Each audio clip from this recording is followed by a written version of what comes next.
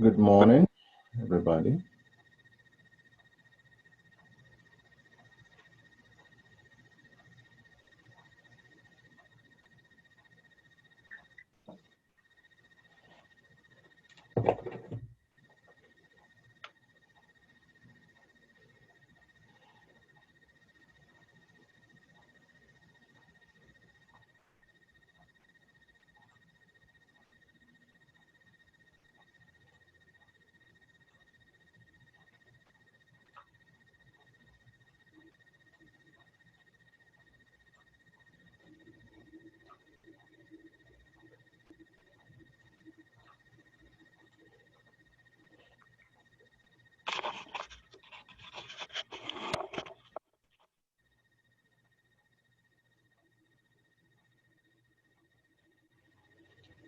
Good morning, Brother Yan. Good morning. How are you? I'm doing well, thank you, sir. How Good about to see you. Great to see you. Thank you. How's the weather there? The weather is cool. It's not that. It's quite. It's getting to winter or whatever. Hello. Sometimes I even forget Hello? about the times. Hello. Hello? Can you hear But us? it's a bit cooler. Ian. Hello. Hi, we can hear you. Yeah. Okay. It's Hello. William here. It's William from London. Hello. William from Hello. London. Oh yeah. Hello. Yeah. Yeah. You see, I'm on time. Yeah. Hello. Well. Thank you. Thank you. Thank you. And yeah, we will need to see you so we can. Let's No, I'm actually going out. let's see your. You want to see my face?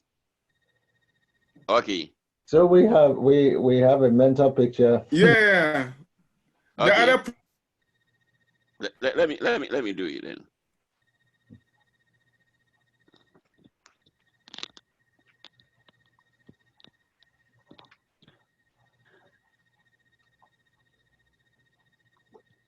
Hello. Hello, sir. Welcome. Yeah. Have you seen me now? Yes, sir. Yeah. How are you? We're doing well, thank you. Oh, good. I'm going to go out, so I'll be on the meeting. That's why I put it on audio. Okay. Okay. Thank you. Fine. Yeah.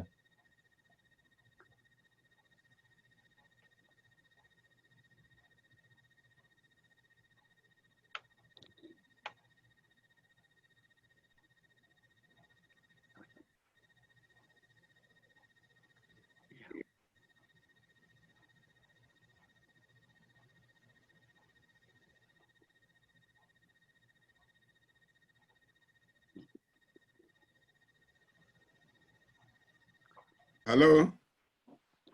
Hello. We're still here. Great.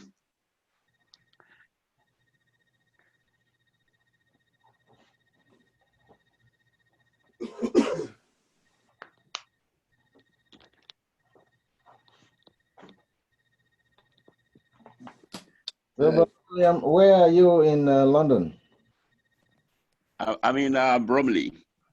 Probably. Okay. Yeah, good morning, everyone. Good morning. Good morning, Brother Don. Yeah, how's everyone doing? Doing fine, sir. How about you?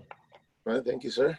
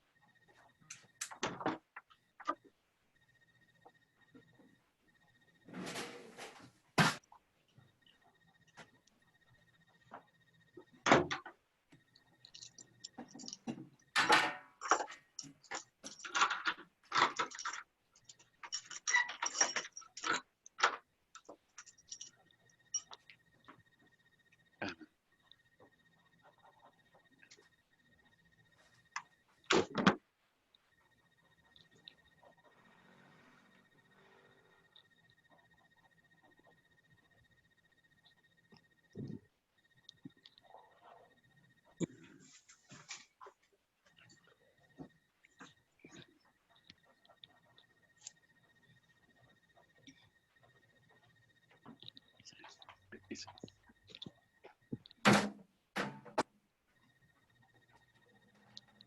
Good morning, Dan. Oh, good morning, Z. Yeah, are we all set in terms of all the parameters that needs to be activated? Yes, yes, Yeah, the screen. yes. All that's set up, and we're recording as well. So Okay, great, great, great. Fantastic. All right.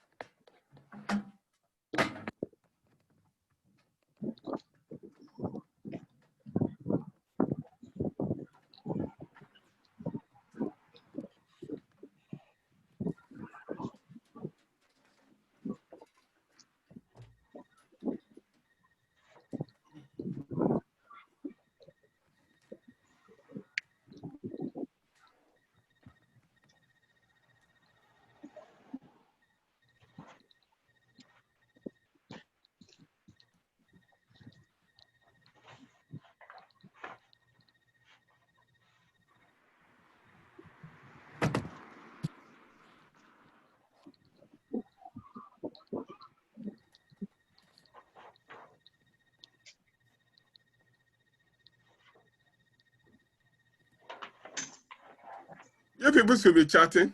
We can't be that quiet. Well, Eh? Yeah. You should be chatting, introducing yourself, talking. Good morning, Dr. Dodu. Good to see you. Good morning. we were looking for you when we were trying to have discussions on economics, but it's good to have you now. We'll be doing it again. Okay. Good morning, I'm Phyllis. glad to be Good part of that. morning. Can you hear me? Yeah, we can hear you. How's Ottawa and the cold? Ottawa's good. It's getting cold. Different. I can imagine. Yeah. Yeah. Brother Daniel Alagan, how are you, sir? Good to see you. Good to see you.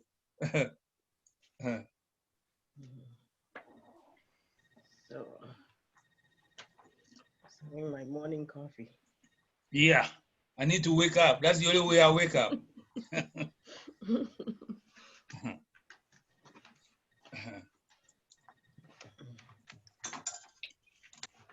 Everybody has been asking me how you were able to get from Accra to Canada. I thought the borders were still closed. No, they opened up in September.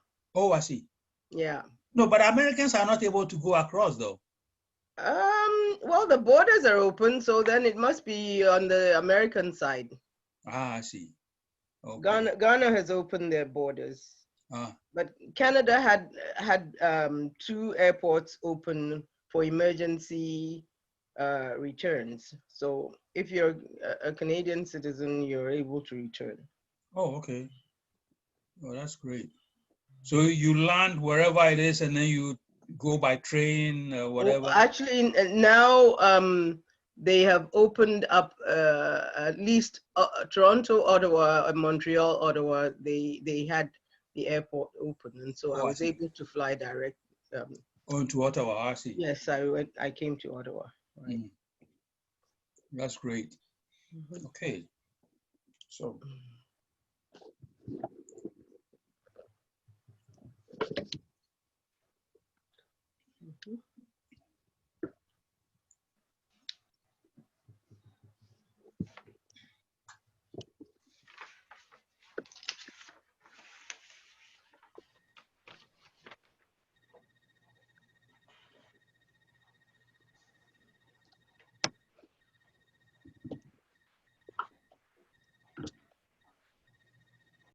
Is there, okay. I was wondering whether there's a waiting in the waiting room. Just open it so that people can come automatically. Yeah. There's no waiting room. There's no waiting room. Yeah. It's wide. Yeah. Anybody who has it comes in. Yeah. Good morning. Yeah, good morning. Good morning. Good morning. Good afternoon for those in the civilized world.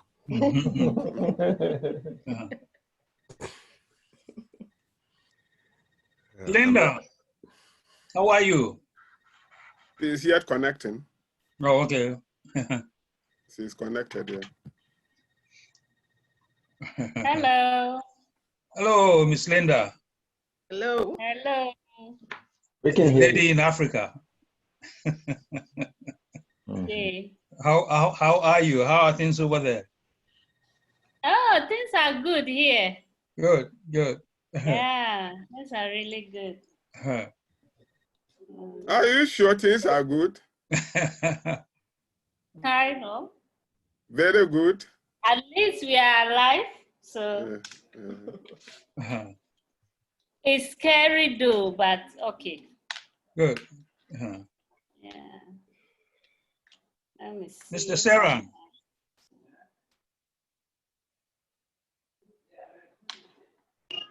Yes.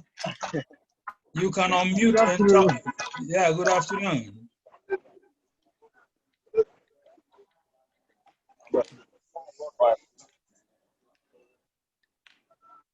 Okay. Yeah, people are not coming in as fast as they normally do. Yeah, but Hello. yeah, sometimes it's like that. And then all of a sudden they will come in Yeah. bunches. Yeah. Yeah. Yeah, we should give them about 10 minutes. Some and then some time. Yeah, we can be chatting among ourselves. Yeah. Yeah, we can introduce ourselves, particularly those of us who don't know the others. Yeah, keep the discussion on. Yeah, people are coming in gradually. Yeah. Yeah. Okay. So where do you want to start? Left to right, up, down? I don't know. It depends on everybody's screen. Okay. Let me start with myself. Yeah. Can I suggest you wait till 9:05 because I think a couple of people will join soon. No, we were talking about just chatting and introducing ourselves. Yeah, but if we introduce ourselves, we'll have to introduce ourselves again when they come. Okay, so we can just be besides, chatting. Yeah, most of us who are here know each other. Exactly. Yeah. It's true, yeah. Yeah. The two Professor individuals Dana that just joined us, so yeah. Who is it? Professor Dana. Oh, okay, that's great. Yeah. Welcome, Prof. Welcome, sir.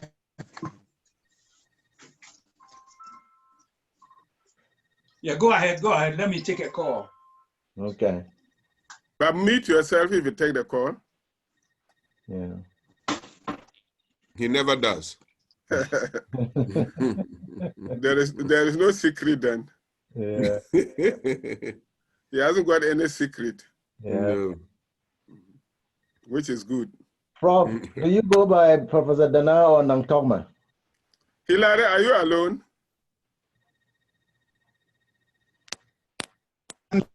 Please. I can't hear you, sir.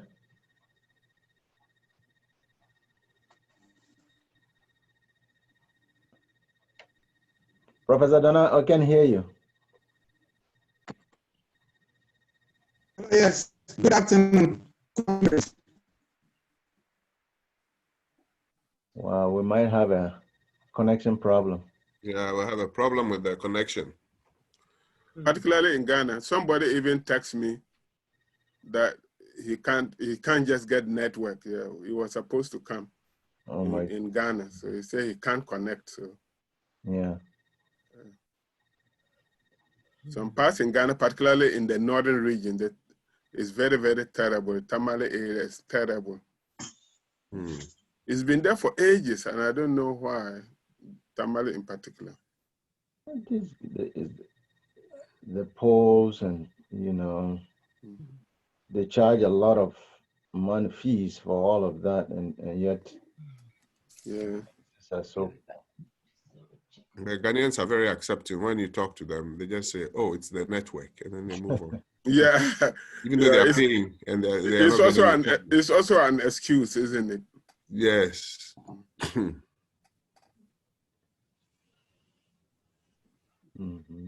But I understand that there are only 2 providers for 4G in Ghana. I know MTN is one of them, but the other I don't know. I think it's Vodafone. Vodafone, okay. So the network problem, I think there are 4G. is a reality. their 4G is questionable. It's not a correct 4G. There you go. You see, so when they say network problem, it's true. Because where I live in Ghana, Mampong area there, the signal is very weak, very poor. Mm-hmm. Sometimes I have to come to the hospital side before I can get a good signal. Mm-hmm. It's true to where I live in Bolga, particularly my place. I have to go walk out sometimes and even pick phones. Yeah, much more internet. I have to walk outside the gate. Yeah. I mean, it's a problem in my place in Elmina. On the property, I have certain places where I've marked. That's where I stand when I have a call. Because I've actually now put a bench in one of those places because that place is a sure bet. If it's 2 a.m., I still have to go outside and sit on the bench to talk on the phone. You know, it's The providers will always follow the money. If the money is not in the area, they are not going to invest. Yeah. But the thing is that consumers don't demand their rights. This is actually, that's the point I was trying to make, that you are paying for something and you just keep saying, okay, it's a problem, but you still pay for it. And I think if users really demand the service, people who are profiteering, they will continue to profiteer as long as you don't complain. It's like colonialism. If you don't fight for your freedom, you don't get it. You know, you are alive, but you are not thriving. You know, but they just keep robbing you. Yeah, exactly. Yeah. Nana is connecting, so which is good. The problem with the telco is that it's a utility now, but meanwhile you don't have a choice. You see, the monopoly is well protected by the government. So if you protest, you're not going to get anywhere. That's the whole problem. No, that's not true. Activism always brings up change if it is strong enough. You can't say that if you protest, you won't get anywhere. You have to be organized. Yes. That's the whole thing. You have to be organized. That's the issue. Yes. You have to be organized. If you are not organized, the consumers have to be organized. Yes, yeah, absolutely. And they have to start doing rotating boycotts of different ones, and then when they start losing their money, you know, it's a problem. I think we are too accepting of mediocre things. We just take them in and we say it's okay. It's not. That is very true. Yeah. Well, Professor Day. Hey, how are you doing? I'm doing fine, thank you, sir. Hello, George. How are you? Hey. Okay, fine. How's the Great White North? Very cold. Yeah. I'm sorry for you guys. Yeah, I know. Yeah, I think it's almost 10 minutes after 2. So I think let's introduce ourselves. Yeah, then we'll start. By the time we finish, people will be coming in. Then we'll have the introduction. Then we'll start the meeting. Yeah, is that okay? Okay. I am sure. Go ahead. I am Nyaya Yen. I'm based in Bolga, but currently in London. I hope to be back by the end of this month. I am a member of the social justice movement that is a partner of the PAG, and I'm also the interim president of the PAG. Good. Which way are we going? Asola? Sorry, I'm Eugene Asola, a member of PAG, and I'm a teacher at Valdosta State University in the US here. Which of the Kofis? That's me. I was night dreaming, so forgive me. Kofi Roberts, I live in Atlanta. I am the current interim secretary for the PAG. I'm a member of the Concern Nkrumahist, retired pharmacist. Okay. The other Kofi, Dan. Yes, hi, good morning or good afternoon. Dan Bentel, I'm a member for PAG and CNNA, and I'm based in Florida in the US.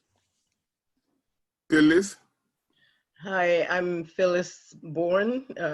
I joined the group well earlier this year, and I have a multi background in social justice and in family business. And I live in Ottawa at the moment. I spent quite a bit of time in Ghana, but right now I'm in Ottawa. Okay. Alolga? Oh, my name is Alolga Akatapuri, and I'm currently in London, but hopefully we'll soon be in Ghana too. Tad? I'm Tad Olsen. I'm chairman of CNNA, Concerned Nkrumahs of North America, and interim chairman of PAG. And I'm in Tuscaloosa, Coronavirus, Alabama. Linda? Hello, Linda. On mute. Uh-oh. She muted herself again. Linda? Oh, hello. Hello. I hope you can hear me now. Sorry, I mistakenly unmute myself, but my name is Linda Nyama Anaba. I'm a member of the social justice movement, and I'm in Bolga. Yeah. Nana, Prof? Yes, I'm George Sifade. I teach at the University of Toronto, and I'm also someone who is a traditional chief in Ghana, going back and forth. Yeah. Sharam?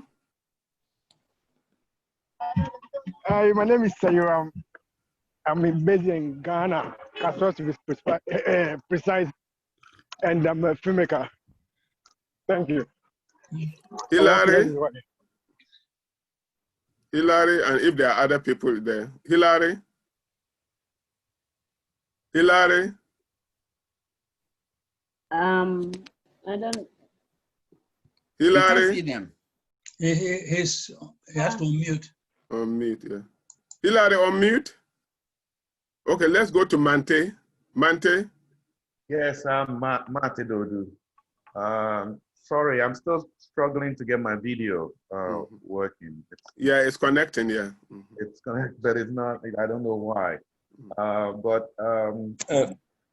Mate Dodu. I'm currently in North Carolina, in Fayetteville, North Carolina. But I go to Ghana quite often too. Thank you. Hilary has come on now. Hilary, unmute. Hello. Yes. Hello. Hello. Good afternoon. Good afternoon. I'm Hilary. Adungo. Okay. With the social justice movement based in Bolga. Phyllis. Another Phyllis. Eh? Hi. Hi. I'm here with you. Can you hear me? Yeah. Let's see your face. I'm sorry. I just woke up. Don't worry. Don't worry. We are all old men, so it doesn't matter. Okay. Except some young people. Hi. You see, you got such a pretty face and you are worried.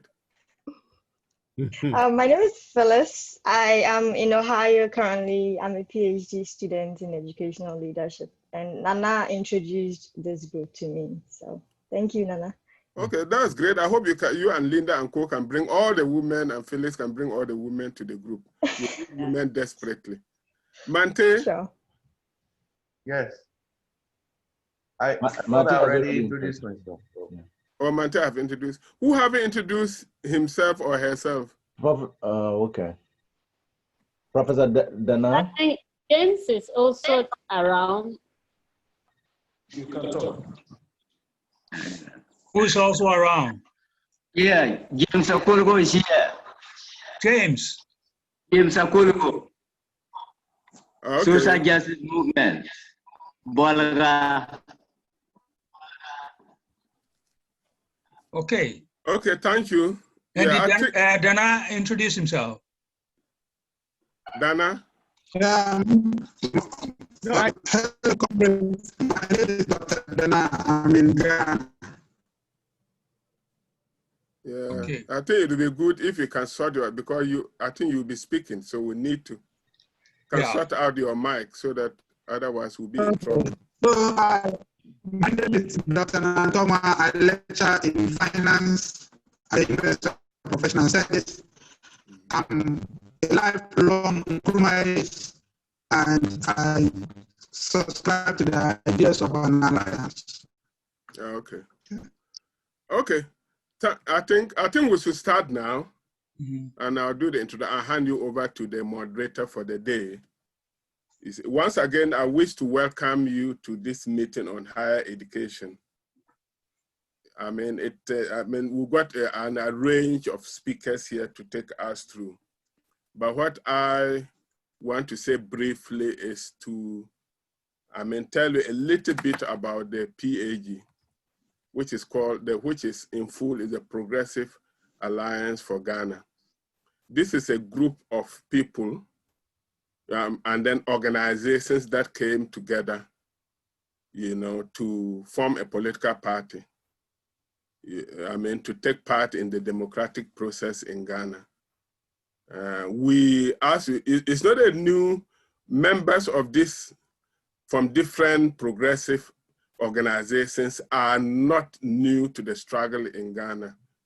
Various organizations have been involved in the struggle for social justice for many years, the older ones decades upon decades. So we are not new to the struggle in Ghana. One may ask, why is it that we have formed the PAG?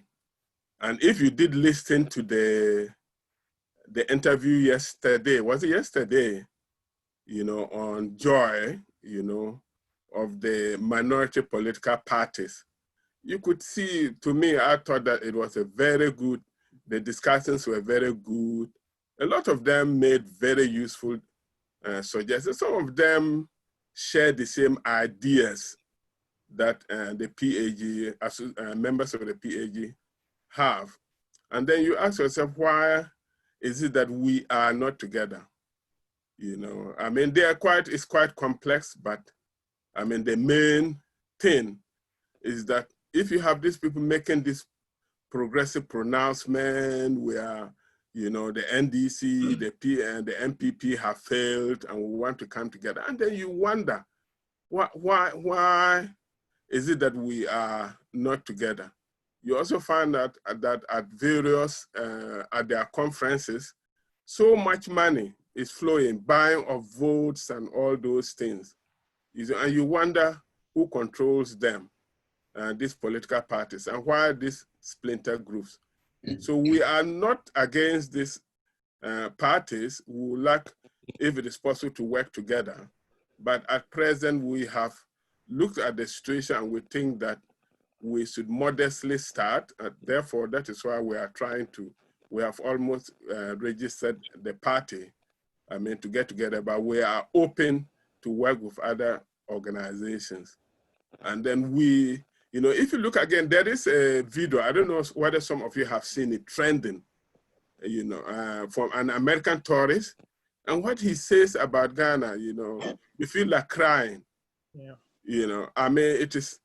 It is maybe he hasn't looked at the factor that has made a lot of Ghanaians dishonest. He hasn't looked at the root cause, the fact that our economy is not controlled by us, the fact that MPP and NDC are not prepared, the fact that MPP is controlling all this, selling things to themselves. He hasn't looked at the root cause, but what he's saying, makes you want to cry. And we want to go back. I don't say we should go backwards, but in the 60s, particularly those of you who were born in the 60s and even up to the 70s, Ghanaians were seen as nice people. If you drop your pin, they will pick it for you. I come from the North. People used to say that, oh, Ghanaians were the Northerners were the most honest people in Ghana. But you go to the Northern Ghana and now drop, even if they will steal you from, they will even take your pant from you. That shows how the situation has changed. So we want to develop a country. We are interested in working with people. And these discussions that we've been having, the SIF so far, is towards building a political program meant to move us forward. Without much ado, I'll hand you over to Prof. Eugene Asola to take us through. And I'll call on, after the presentations, do ask your questions, do make comments, and let's move the organization. Those of you who haven't joined the organization, and I'm sure there are some here, we want you to join the PAG. You can join the PAG direct, or you can join it through its associated members, like the Social Justice Movement, like the Concerned Nkrumah's group, or the Third Force Movement. And there are quite a number of groups in Ghana, you know, who are involved in the registration. Either you can join any of them, or you can join directly the PAG. Thank you all for coming, and let's have very constructive discussion. And please don't go out, try and stay throughout if you can. Yeah. Bye, thanks. Prof. Thank you, Brother Yan, for that brief introduction. Before I proceed, I want to lay the ground rules for this conference so that we are all respectful of each other and our time. And I want to thank you all for your time and commitment, and those of you who had to cut short your sleep and be here either this morning, this afternoon, or this evening. We welcome you, and we are grateful. Ground rules, please remember to mute your microphone if you are not speaking, and be respectful of each other if you are given the opportunity or the chance to speak. Try to be brief, precise, and possibly we could help others to also participate if we have more time. In the 5th series, Professor Day presented a topic, or spoke on the topic, childhood education in Ghana, laying the foundation for achievement. This is the 6th series, and the topic is the African University and Higher Education Ghanaian Lessons. Professor George Day is a renowned educator, researcher, and writer who is considered by many as one of Canada's foremost scholars on race and anti-racism studies. He is widely sought after, a researcher, a community worker, and whose professional and academic work has led to many Canadian international speaking invitations in US, Europe, and Africa. Currently, he is a professor of social justice education and director of the Center for Integrative Anti-Racism Studies at Ontario Institute for Studies in Education of the University of Toronto. Professor Day is the 2015, 2016, 2018, 19 Carnegie African Diaspora Fellow. In August of 2012, Professor Day also received the honorary title of Professor Extraordinaire from the Department of Inclusive Education, University of South Africa. In 2017, he was elected as Fellow of Royal Society of Canada, the most prestigious award for an academic scholar. He also received the 2016 Whitworth Award for Educational Research from the Canadian Educational Association, awarded to the Canadian scholar whose research and scholarship have helped shape Canadian national educational policy and practice. If you are just joining, please, would you mute? Thank you. He is the 2019 Paulo Freire Democratic Project Chapman University U.S. Social Justice Award winner. Professor Day has 35 books and over 70 refereed journal articles to his credit. Finally, in June of 2007, Professor Day was installed as a traditional chief in Ghana, specifically as the Jasihini of the town of Asokore, Koforidua in the New Jaben traditional area of Ghana. His true name is Nana Edusei Safa Chonebua. And Nana Safa Chonebua, we apologize for the wrong spelling of your name that came up on a previous flyer. We're sorry if it got to you, but we've now got it. It's S-E-F-A for the record. Thank you. Ladies and gentlemen, let's welcome our speaker, Professor Day. Yeah. Thank you, Eugene. I'm going to share a screen, and then hopefully after that we will then have the collective discussion. So bear with me while I share the screen. Oh, they said hosts are disabled.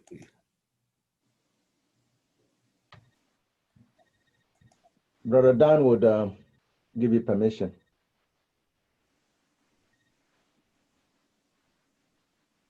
Right now we are at 19. The last attendance, I think we went above 24. We're hoping that more people will join today.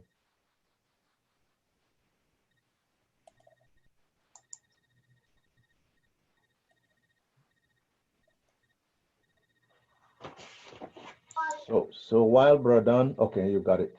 Thank you.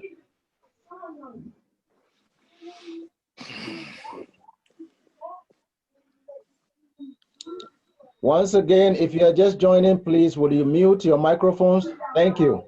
Thank you. So you're seeing stuff now, right? Yes. Okay. African University and Higher Education. Okay, sure. Okay. Ghanaian lessons. Yeah. So I guess by way of introduction, as I did last time when we met, to recognize wherever we are, the land, and the importance of the land in terms of the teachings, but also for our connection with our ancestors and the elders as they continue to guide us through the journey wherever we are, and also when we share ideas and knowledge and that. I'm coming to this discussion as primarily as a sociologist, right? So I'm interested in issues about how we not only question, but we also think through visionary possibilities. I think one of the things that I know PAG is interested in is how we move forward and how we think through possibilities for the future. Because the question of educational futurity for Africa and for Ghana is very, very dear to most of us, our hearts, and how we collectively work and dialogue to address these issues. And that's why we're having this conversation. And coming into this conversation, I'm informed by something that our own Kwesi Pra, a philosopher, said, right, when he talks about, quote, few features of African education at the university level are as revealing as the notion of African studies in Africa. If studies concerning Africa are shifted to one department or institute in the university, then which societies are all the other studies pursuing in the university about? It is a very important question. And then he continues to ask, are they not about societies in which universities are located? What are all the other studies in the university focus on? He's questioning that. Do they focus outside Africa? And are we preparing the students, are we training the students to live elsewhere? Why is this the case? Why is this so? Which asks, and I think to me this is a heavy comment, right? And it's an indictment on our school system, primarily our universities. It doesn't mean certain things that are not positive that we can be proud of, but I think this is a very important question that we need to think through and dialogue about that. But it's not only Kwesi Pra. I think also there's the Kwandiri, right, who makes the point that any so-called crisis of development in Africa is related to the crisis of the African university, right? So we need to understand what is the crisis, what is the nature of the crisis of the African university. And this is something that some of us have said. I've said it, Molifi Asante has said it, Ali Majiri also a long time rephrased it in a different way. And that to me is the question about, we don't have an African university. Rather, what we have are universities in Africa. And I think there's a big distinction between having an African university and contemplating on having or working with the universities in Africa as we have now. And what does this tell us, right? This observation, what does it tell us? So as most important, I think, look, we all are coming from different spaces, different locations, and we all speak from those locations, right? And we all reflect on our work. So coming at it from a position of reflection, but also a position of relation, right? And to me, there are certain things that I want to bring to the discussion. When I use the academy, I'm using academy in a very generic sense. The universities are part of the academy. And one of the problems with the academy is the colonial hierarchies and how these are reproduced. And I'm talking about the colonial hierarchies in terms of what constitutes what is called valid knowledge, how such knowledge should be produced, interrogated, validated, and in fact, disseminated both locally and internationally. I think the issue also that brings me to the discussion is how sometimes we're also part of the problem, where as African scholars, African intellectuals, African students, African learners, we are always seeking for validation, legitimation, and acceptance in Euro-colonial spaces. And I think when you look at our universities, they are seeking for validation and acceptance in the global space. So there's that race to internationalization, right? So there's Euro-colonial spaces. And that can be wounding for the scholar, spiritually, emotionally, psychologically. This is something that a scholar, Frantz Fanon, when he talks about where we are not who we are. And so Homi talks about, which I'm sure we all know, he talks about the colonial mimicry. We are just mimicking. And then the South African scholar Nyamno also talks about we become intellectual imposters in our institutions. So you can be in the Ghanaian university, you can be in an African university, and you are still an intellectual imposter because you are not who you are. You are being forced to be something else, right? Because you want to seek acceptance and validation. Now this doesn't mean that there's no resistance. I think even the fact that we are having this conversation is a form of resistance, right? But I think this is the fact that we have to deal with that intellectual posturing where we become imposters. We're not true to our authentic selves, our souls and voices. So we mimic, right? We don't show the Africanness in ourselves, in our practices, in our learning, in our teaching, which are very important for us to think about. And I think for the African universities, one of the things we have to deal with the continuing lack of curricular, instructional and pedagogic sophistication. How do we, and I think last week I was talking about, it's something I think we all know too, right? Growing up in Ghana, I learned more about the rivers, the waterfalls in North America than the rivers in my own village, where my mother would cut the fish to cook. And this is a fact. It's a part of the problem of colonial and post-colonial education. Is a problem that still goes on today, right? So how do we address this? And the universities have to be at the vanguard. They have to be at the forefront. And then moving from what, again, Nyamno talks about, our cultural estrangement, where we become estranged from our culture rather than being engaged with our culture, right? So you ask, for example, we talked about this last week about how much of our local languages do we teach? When you go to our universities, right? What conversations do we have? What are the spaces for these local languages, right? I don't believe that having just a course on indigenous languages solves the problem. It doesn't correct. It needs to be more than that. Then also the production of service or subversive knowledge, which is something which is a goal. How do we subvert? How do we subvert? And we can't subvert without connecting it to the project of decolonization. And again, last week we mentioned the question of decolonization and we talked about it. But I think to me, decolonization, and there's the key point, decolonization cannot happen solely through Western science scholarship. If African universities want to decolonize, it cannot be through Western science scholarship. Why? Because Western science scholarship is part of the problem. There's a coloniality of Western science knowledge. And I think when the universities are doing catch up, right? When there's a race to internationalization, that to me is not decolonization. We want to become what we are not.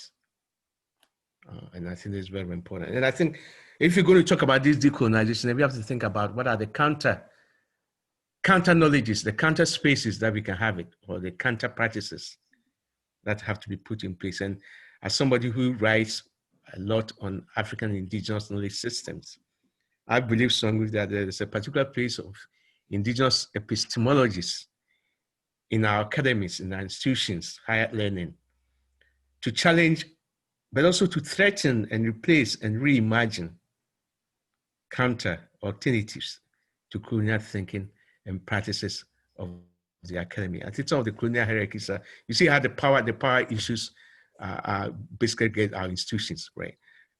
How we, and I think to me, we need to distinguish the question of respect from the power dimension.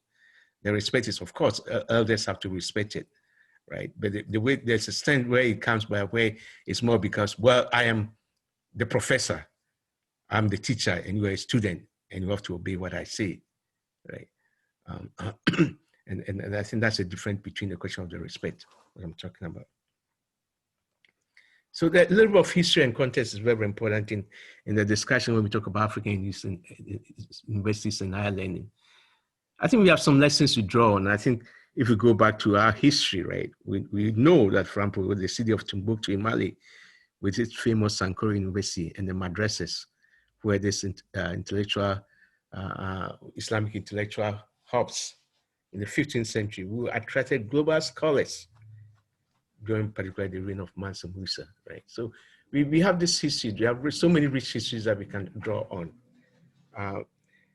Now, Sankore University, we are told, for example, at the time had a great library of 400,000 to 700,000 manuscripts. Now we have to ask ourselves, let's look at our institutions today. How many manuscripts can we boast, right? And I think to me, I think the history and the context, there's a lesson here. When we look at our universities, they have in most part been the conscience of our society. We know it. I think when we all went to our universities, I went to Legon. I remember being part of demonstrations, even having my foot broke and having been at Kolebu and all that, right? The African University has the conscience of society. There's a long history of our university with our students and our teachers working with market women, trade unions, and other professionals, speaking out through demonstrations over government policies. We do have that, right? I remember at one time, even in Ghana, this was, I think, in the 1970s. So, yeah, when there was a demonstration at Legon, I remember people saying, well, there were some workers who were saying, well, these university students, we feed them, we give them all these things, and they are still making noise. They should take all of them home, send all of them home. And then somebody said, you know, if the university students are saying there's something wrong, then there must be something wrong, because they are very pampered. So if they are saying there's something wrong, then we have to take it seriously. It's about this conscience of society, and how have we lost this, or how is this being stifled? How is it being, in many cases, downbeaten and downtrodden? And we look at it in this way. I want to place it in a global context too, because I think what is happening in Africa and Ghana are not unique, because I think that there are issues that we in order to, and I know PAG is interested in thinking about alternatives and new visions, and to place it in a global context is very, very important. This is why some philosophical stances are very, very key. And I think we need to look at the global discourse on education and development. This link between education and development, we all the time you mark it, that in order to develop, you have to do something about your educational system. But the problem is that it's simply assumed. We assume that there's the link, but we don't theorize it. How do we come to this theorization? So that then it becomes a question of, it's not just any education, right? It's education that makes sense, education that is relevant, that is socially responsible. So it's not just simply saying education and development are linked. It's a question of what education, who is offering it, what are the terms of it being offered, and what is it supposed to impact on our learners. And then there's this desire to link, and the international finance community is very interested in this now, and we see it in the World Bank, the IMF, where they link these notions about democracy, good governance, human rights, they connect them. But all is within the primacy of the markets and global capitalism, right? And we know that global capitalism has had some very bad consequences for our communities that we need to untangle and disentangle. And I think we cannot link. For example, when you talk about democracy, they are talking about Western democracy.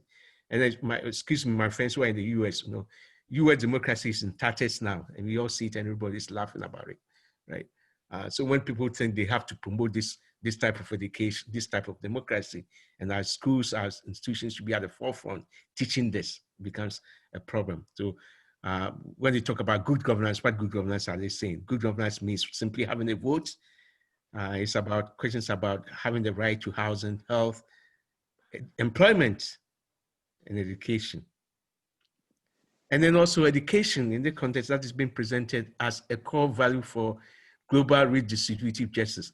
So rather than tackles the fundamental basis, the institutions that are creating the inequities, so the political institutions, the economic structures that are creating these injustices in our society, everything now is we are now counting on education to address the problem for us. And this is why education is key, but we have to understand why there's so much being placed on education. So that's why the question of what type of education are we talking about? how is it being offered? Who is offering it? What are the curriculum issues that are involved? Become very, very important, because if education is to address this global redistributive justice, then it cannot be education as it takes place in everywhere. We need to have our uniqueness, the local specificities of education, say for Ghana, for the African context, vis-a-vis, say for the US or the Canadian context, and we cannot just mimic that.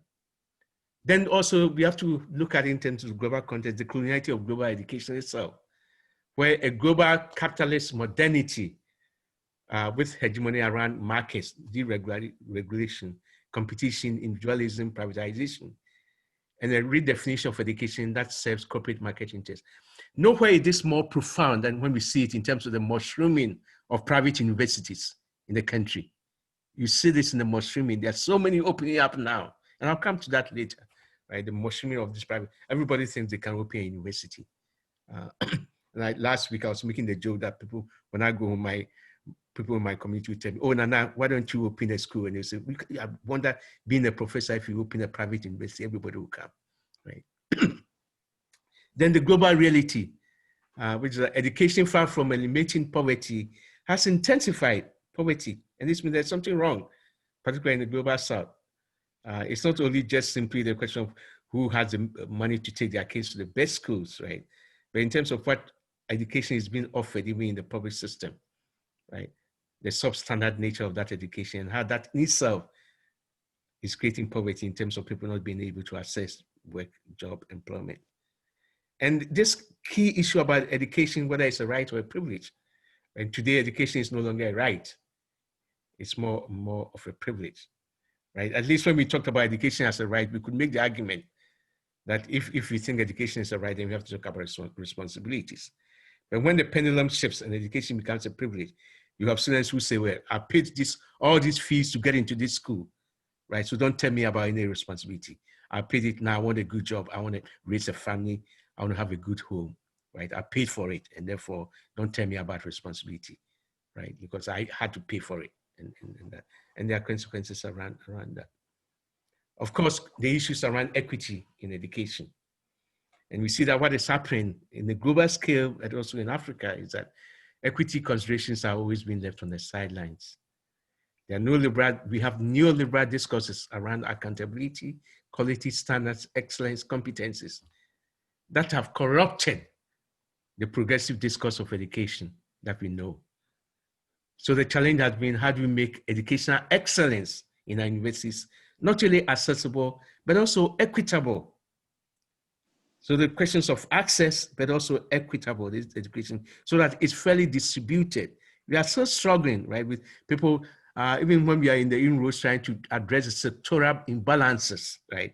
People still have to move to certain areas to secure education. And this raises questions of equity. So there are still sectorial, regional, right, disparities and discrepancies in education that highlights these questions of equity and equitability. And then the question that I said earlier on, the internationalization of higher education, which is to meet largely Western standards and accreditation. So we see it in the rise of overseas international study programs in our universities, also in research and training, teaching partnerships and networks.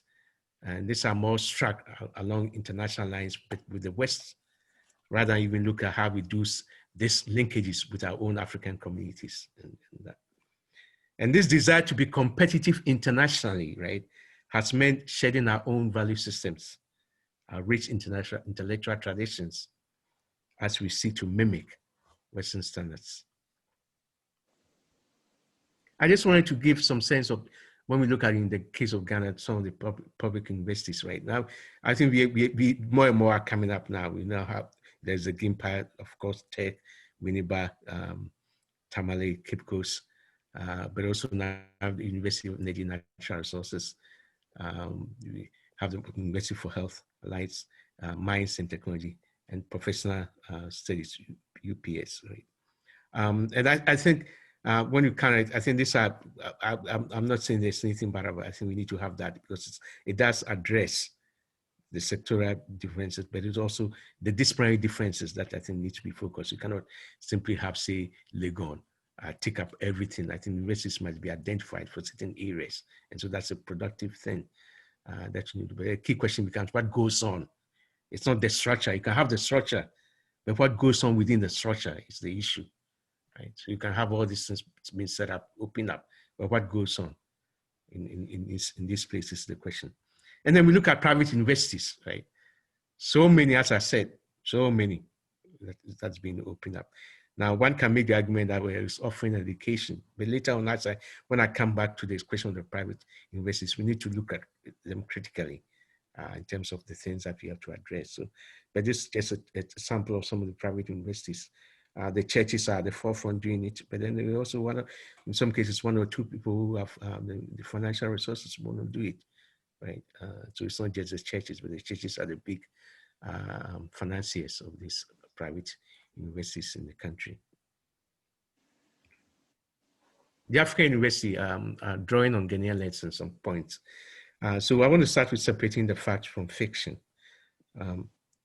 Look, no matter how you see it, our universities are just colonial satellites of the Western University. They are colonial satellites. They replicate everything that goes on in the West, and they are colonial satellites. We still have to address the chains of dependency in a supposedly post-colonial context, the irony of it. So become dependent that while we claim to be in the post-colonial context, right? So dependent on that. And then we also have to look at it in terms of separating the fact of fiction. The elitism, the ivory towership, right? Which sometimes what that does is that it basically leads to a questioning of the whole idea of higher education in the first place, right? That leads to the ivory towership, right? And this leads to a questioning of the whole idea of higher education in the first place. But apart from these questions, what I call the fact and fiction, there are certain things that are very, very clear that I think we need to. There are some challenges which have to do with human power and capacity building. We know the deteriorating quality standards of university education. We have to be frank about it. It's deteriorating. That doesn't mean we don't have educators who are doing their best, but the standards are falling. And the standards are falling because of the lack of resources that have been put into place. How do you expect a lecturer, right, who has to fend, even think about transportation, moving from Medina to Legon, struggle to get into a trotro or even to this? How do you expect him or her to be solely concerned about the students when they get into it? No wonder they have to take 2 or 3 jobs in addition to the lectureship to make ends meet. Right? And so what this means is that it's affecting quality in terms of faculty and research. Some of us, I'm sure there are a number of you who read dissertations, right? We get sent dissertations. And I mean, you do get some very brilliant dissertations, but there are some dissertations that come and you begin to wonder, well, how does this become an MPhil? Right? But one of the human power and the capacity building issue has to do with also in terms of the university funding and finances. To what extent these universities are being resourced for staffing, challenges around remuneration and incentive. What are the incentive culture that allows faculty to engage in high productivity? Right. And of course, the deteriorating fiscal infrastructure. I think, attempts are being made, but it's uneven, and you see it. When you also look at it in terms of science education, how our physical infrastructure, how the laboratories are being staffed.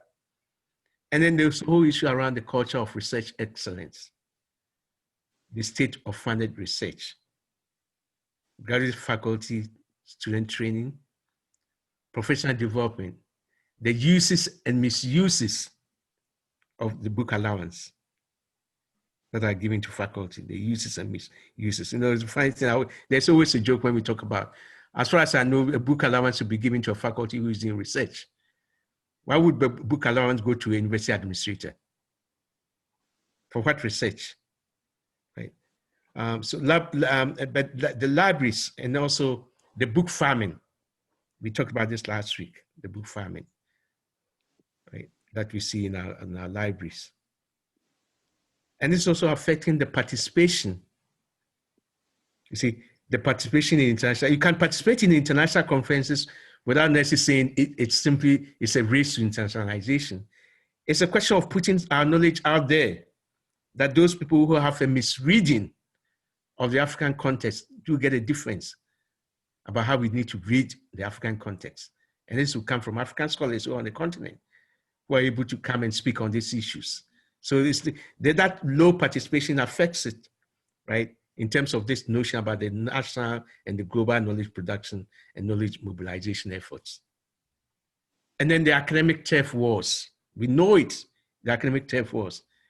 The issues around tenure and promotion. Some of my students who would go back to teach at Ghanaian universities, right? I remember one time when I went home and I met the Dean of Social Science, who is passed away at Legon.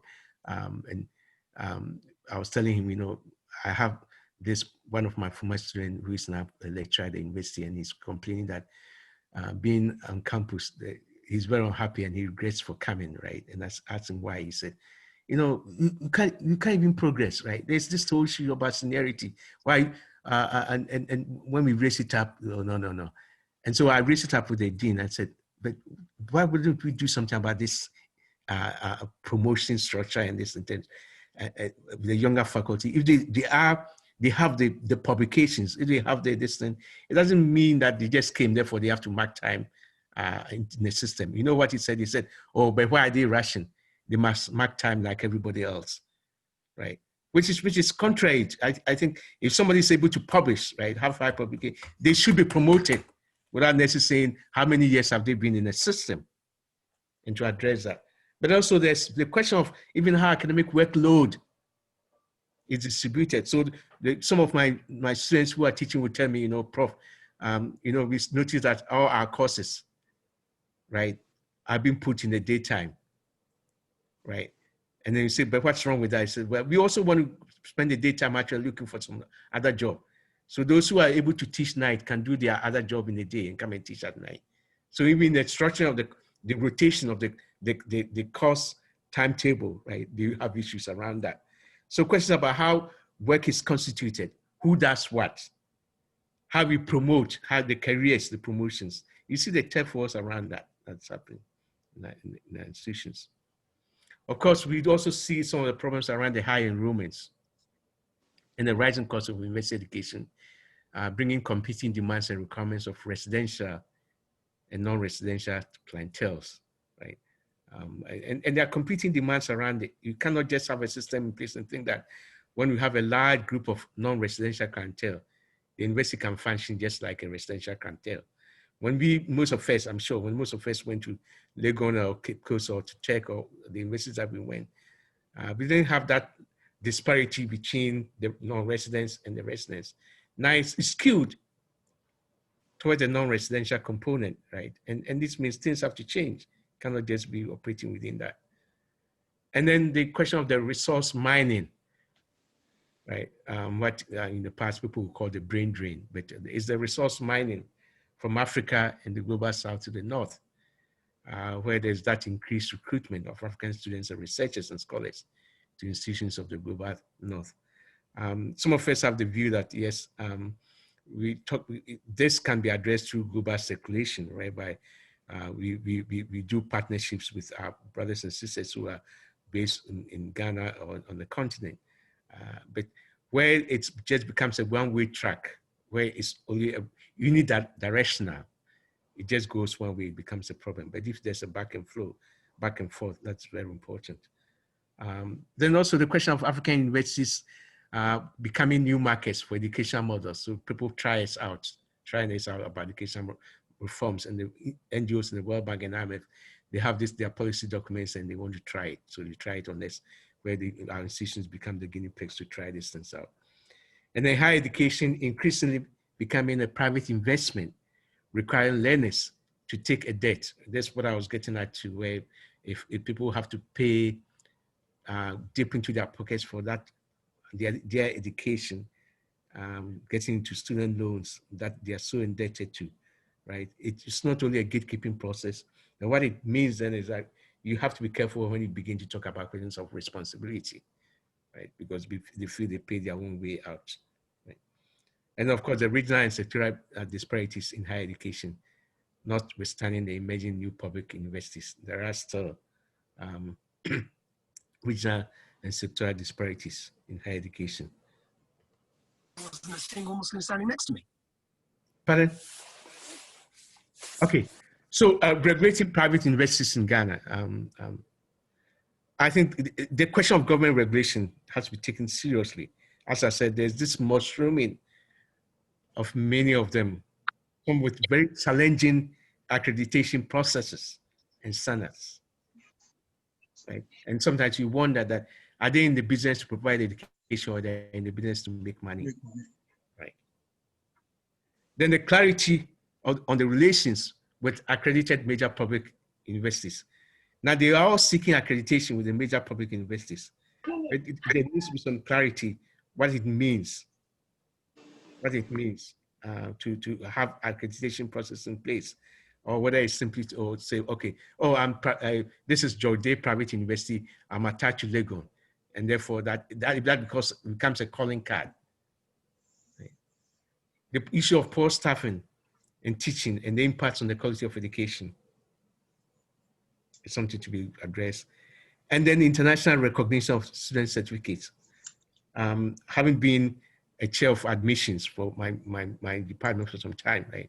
I know colleagues, when certain students bring transcripts, they say, well, we know only of Legon, Cape Coast, Kumasi, Winneba, to some extent, right? So what is it? Where is this Central University? Could you tell me a bit more about it? So there's a doubting of the qualifications from these universities in part, and it has in part implications for the students themselves. There also control of knowledge and perpetuation of culture of hierarchies. The commercialization and privatization of education has led to funding being disproportionately allocated to certain fields, right? The natural sciences, technology, engineering, management, at the expense of arts and humanities, right? Anybody who is in education will tell you that the arts and humanities are equally significant as the sciences, the technology, and the engineering. And we have this view that, oh, well, there's dendrology. What is dendrology going to give us, right? When we have to think about it in terms of the creativity of the mind as something which is very important, right? To also think about. Then the control of intellectual property, how that impacts on us, right? So the intellectual property, I bring it here in the sense that what is yours is mine, or what is yours is ours, but what is mine is mine. And you see it, right? Where for the West, they are interested in maintaining intellectual property that only protects them. But when it comes to mining and taking away, it doesn't become an intellectual property question. So what is yours is ours, but what is mine is mine, right? And what it does is that it's a restrictive copyright legislation that benefits the West, reducing a global sharing of knowledge and the impacts on local scholarship. Then of course, the emerging class-based privileges. For example, how higher education rewards a proximity to whiteness and the access that such proximity affords. When I talk about institutions being colonial satellites of the Western Academy, that's what I mean by that whiteness. They are just mere satellites of the Western Academy. Then the University Chile climate that many people write about it. One of my colleagues, Sandra Aka, is one of the foremost scholars on the University Chile climate. So the questions about gender, the sexism, the harassment, the patriarchy, the patron-client relations, and the earlier point I've talked about progress through the ranks. You kiss my ass, you rise through the ranks. Then replication of the colonial hierarchies of power. And then work-life boundaries. Work-life boundaries, right? Separation between the life of the faculty, life of the student, from that of the work of the student in terms of academics. That So how that it becomes something like murky, very murky, and the boundaries are not kept. Contributions to national policy, research, and development insights. Recent policy frameworks of African university education, anybody who has looked at some of these documents will tell you, they are still mired in Western educational frameworks. And that still constitutes a form of cultural imperialism, right? Who sets the university educational policy agenda in Africa? The IMF and the World Bank, the International Finance Capital, the donors and agencies are so at the center. They are driving the seat. They drive it because they have the money, they have the resources, and they are setting. They are not going to set the agenda without their interests in mind. And you begin to ask, where are the local voices in the formulation of educational policy and the making of these prescriptions? Mm-hmm. Because if the education, if the universities are supposed to be the vanguards of development, the question of policy is so key. And so it raises the question of what are the local voices in the making of these policies. And then the impossibilities, not the possibilities, the impossibilities of decolonized education. The problem of decolonizing and Africanizing our universities and the curriculum. To begin to ask questions about where is the place for local cultural and resource knowledge, indigenous knowledge, as counter knowledge to Western science and conventional approaches to schooling, learning, and education. And here what I mean is how sometimes scholars within the universities themselves become very critical of our own local knowledges. Become very, very critical. So you talk about, what about our indigenous knowledge and so, but, and they attach it with questions of that's traditional, that is primitive, right? Rather than actually cultivating, right? How many dissertations that are written from an indigenous perspective? How are students encouraged to ask questions informed by indigenous knowledge-centered perspectives? And then the whole question about rewarding resistance, right? I think we need to look critically at this question. That I think if the students, right, when they rise up, right, rather than being punished, they need to listen and reward that resistance because they are the conscience of our communities. The question of education and social inclusion. Inclusion as understood in African higher education as special education. So inclusion becomes doing something about students with learning disabilities. No, inclusion is more than that. It's about questions of power, how we address questions of class, gender, sexuality, ability, disability, class differences. It's not just about focusing on special education. Engaging critical questions of class, gender, race, ethnicity, sexuality, disability, and the impact of African higher education.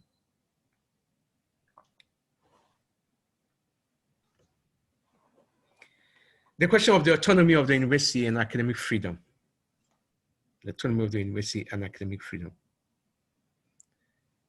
This raises questions about the governance structures of our universities. There's a lot of political interference. And you see this in terms of even how vice chancellorship are decided. The politicization of that. We have so many examples going on, whether it's in Winneba, whether it's in tech, that is right. Then the question of support for faculty and student academic freedoms. Then let us forget, there are still people whose freedoms are being taken away simply because they criticize. We have scholars whose freedoms have been taken away simply because they criticize what's going on. So this notion that how do we think seriously about academic freedom? It's part of discussions about autonomy of the universities. Then of course, we can't talk about this without also raising the questions of accountability and corruption. Management, mismanagement issues, the bureaucracy.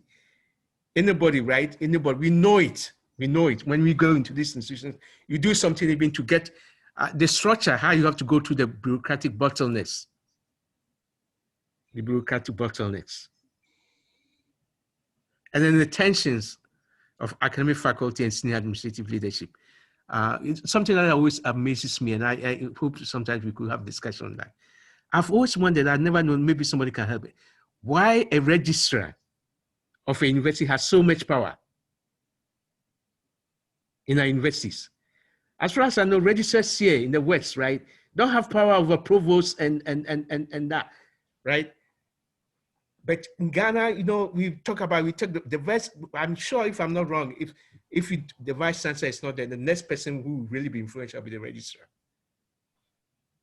right? And so I remember at Windber one time when I was told, oh, something, I had to do something, and I raised the question. I said, why should I go and see the registrar? I think I should go and see the VC or the vice VC, or but why is the registrar so important for me? And my colleague said, hey, Nana, here they are the big guys, you know, you really have to, because they are the big guys, the registrar. So where I'm coming from, the registrar is not that, or that that's in terms of the chain, right? But you see these tensions between faculty who come from different cultures, who have learned from different cultures and having to navigate around that. And then there are broader questions of quality assurance, the institution of quality assurance measures, university rankings, right? I think it's very important if you want to talk about excellence to address the question of quality assurance. You just don't simply have a university and still continue to do business as usual. There might be some quality assurance in place that address the question of rankings. So questions about examinations, assessments, student completion rates, attrition rates. How many enter, how many come out? How many complete? How many are able to do their dissertations? Is it a case that to do a doctorate, right, you can spend 20 years doing a doctorate at a Ghanaian university. Perhaps you can do it within 4 years, say in a different context. I know students who are doing their masters, and when I tell them I spent, say, 9 months on my masters, they say, why? Here, 2-3 years.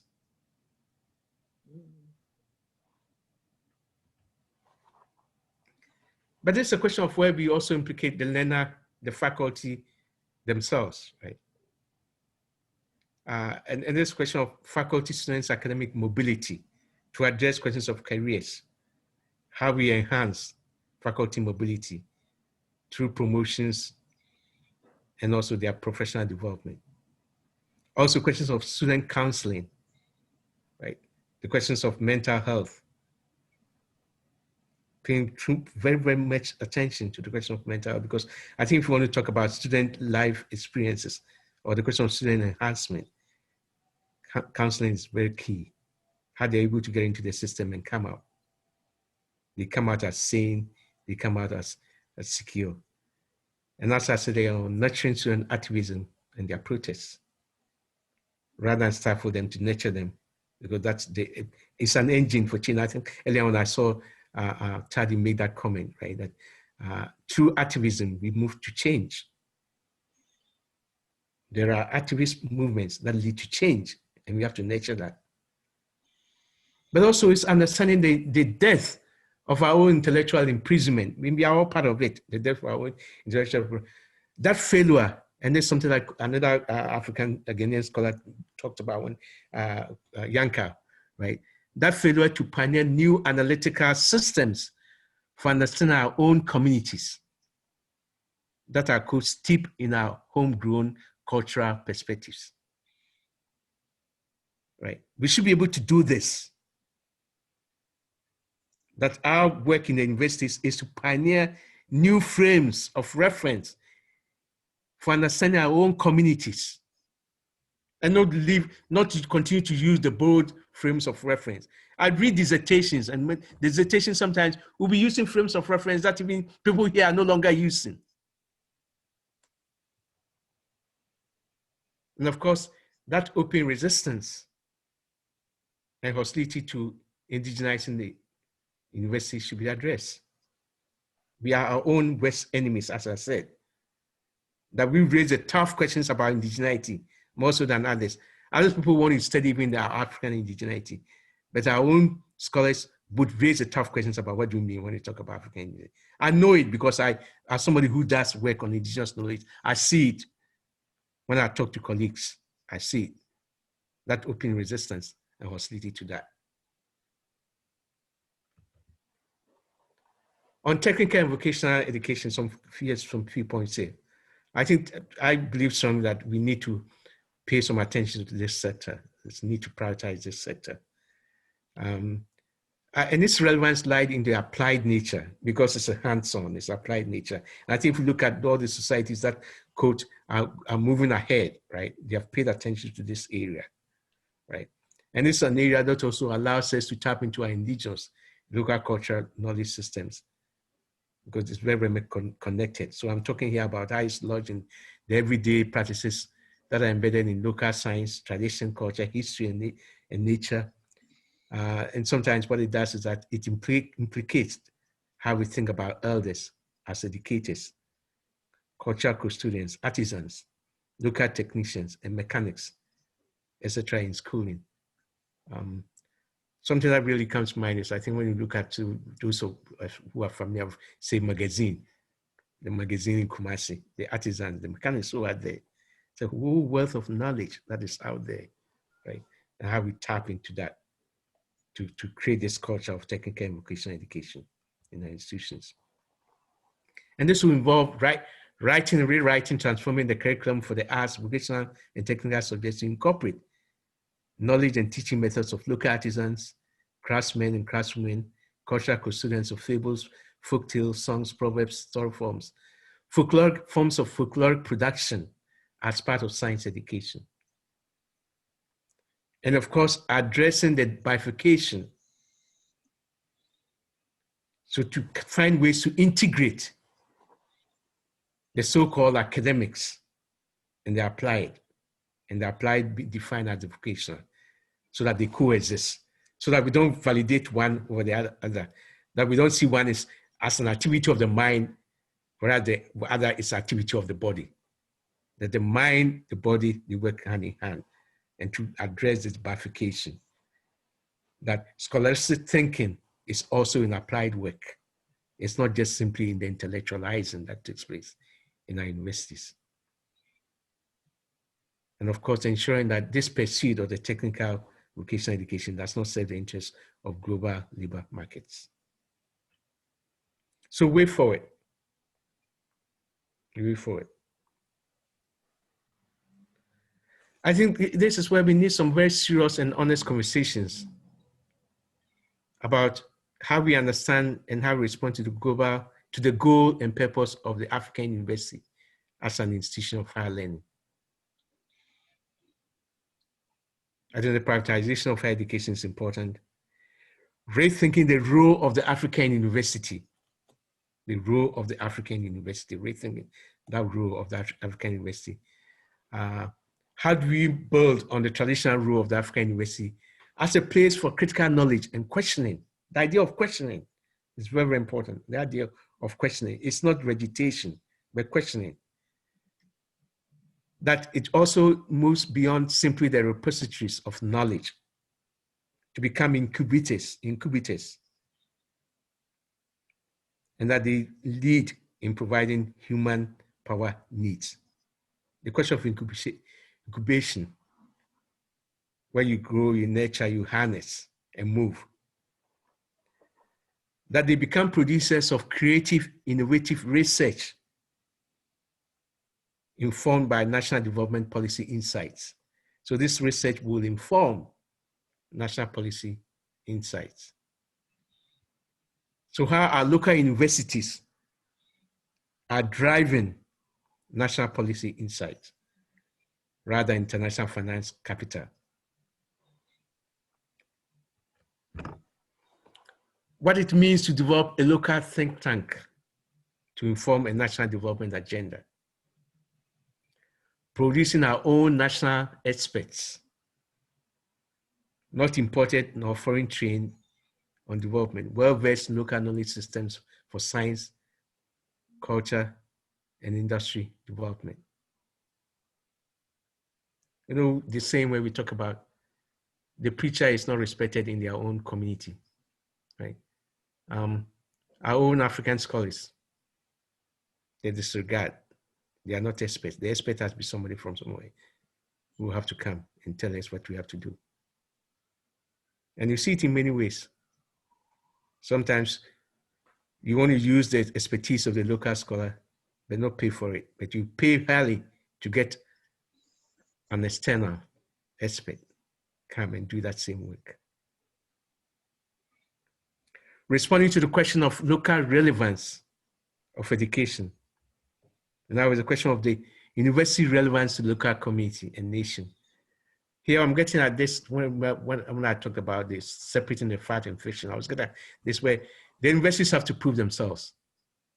They have to address the question of relevance. Otherwise, they are still going to be mired in this struggle around elitism and ivory tower, where people just feel that to be university is just simply to go and get a degree. So the university relevance to the local community and the role of the African university in an increasingly globalized educational environment. Of course, we need to think about new working partnerships between university, industry, and government. New working partnership between university, industry, and government.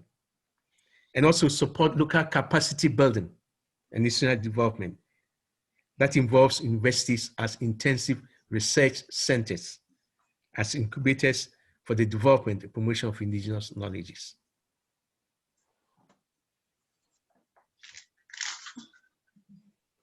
And to go back to what I said also, the need for reframing the link of education with development. Questions about what type of education, what is the model of development that is being pursued, and what and where is the place of local knowledge in this development. To look for genuine alternatives to neoliberalism and its educational agenda. Counter-vision of our schooling and higher education. Possibilities for critical anti-colonial education for young learners that will help them develop a sense of identity, who they are as Ghanaians, who they are as Africans. That identity, what it means to be a Ghanaian, what it means to be an African, what it means to be a Ghanaian student at an African university. They serve the collective agency and empowerment to local communities. Also promoting science and technology education that uses indigenous science and technology in both formal and non-formal spaces. This may even call for more and more of these schools. Additional schools, but not just additional schools, they are appropriately resourced national technical and vocational institutes. The question of education for national citizenship and employment. Developing prospects for African higher education that is tied to local opportunities, where the government, the public, and the private institution create jobs and allocate resources to academic scholarship. In the area of research and development, decolonizing African research at the universities, focusing on research that addresses local specificities, local needs, but most importantly, sustains local people's capacity to undertake their own research. They're saying that the local peoples have become their own researchers, that we sustain the capacity to undertake their own research. Promoting research development and providing required physical infrastructure. This idea of developing a research culture. If you want to have a research intensive university, then you must have the culture, a supporting culture that goes with it. Also building on local teaching and research innovation capacities and capabilities. I think the creation of indigenous knowledge and language research centers in all universities, to me, I find it as very, very key. Indigenous knowledge center, language research centers. Not departments, centers within these institutions. The last slide is just a couple of things, that some areas that I think in some areas I know PAG is interested in questions of education agenda. And I just identified certain areas because I think the issues are so huge. There are so many areas. And I think it would be important if we target certain areas that we want to make a difference in terms of our manifesto, in terms of our agenda moving forward. And I just highlight some of these areas. And since I'll be giving the PowerPoints of the leaders of the park, right, this is something that people can take to. So I just share that just for purposes of some areas that some of them are touched on them, but I think there are areas that we need more and more focus and direction in terms of when we come to, because the question of higher education and centering the African university in that is such a huge topic in terms of the questions that are raised in that. So I'm going to stop here with my conclusions. I think I want to conclude by saying there's a need to strengthen and revitalize the African faculty and higher education through human capacity building. I think this idea of creating centers of excellence that will help us break away from our colonial dependencies and also help us in terms of providing necessary conditions for African learners to cultivate, affirm, and propagate our own indigenous sciences and knowledge is very, very important, right? The idea of a local culture and science knowledge-based education. And lastly, maybe what we need to be talking about is not universities. We should be talking about what Mbambo, my friend, the Kenyan, my friend, talks about multiversity, not university, a multiversity. So this multiversity becomes actually a village, right? Where we have local communities, schools, colleges, and universities all coming together at a space. So we don't have the university at this spot, the college somewhere else. They are all within the same confines, right? A commingling of different bodies at different levels that include parents, educators, elders, adult workers, primary, secondary, college, university learners, all engaged in collective knowledge production in this space. So towards a multiversity, not a university, towards a multiversity in this sense. Thank you, Asante Sana. Thank you so much, Professor Day.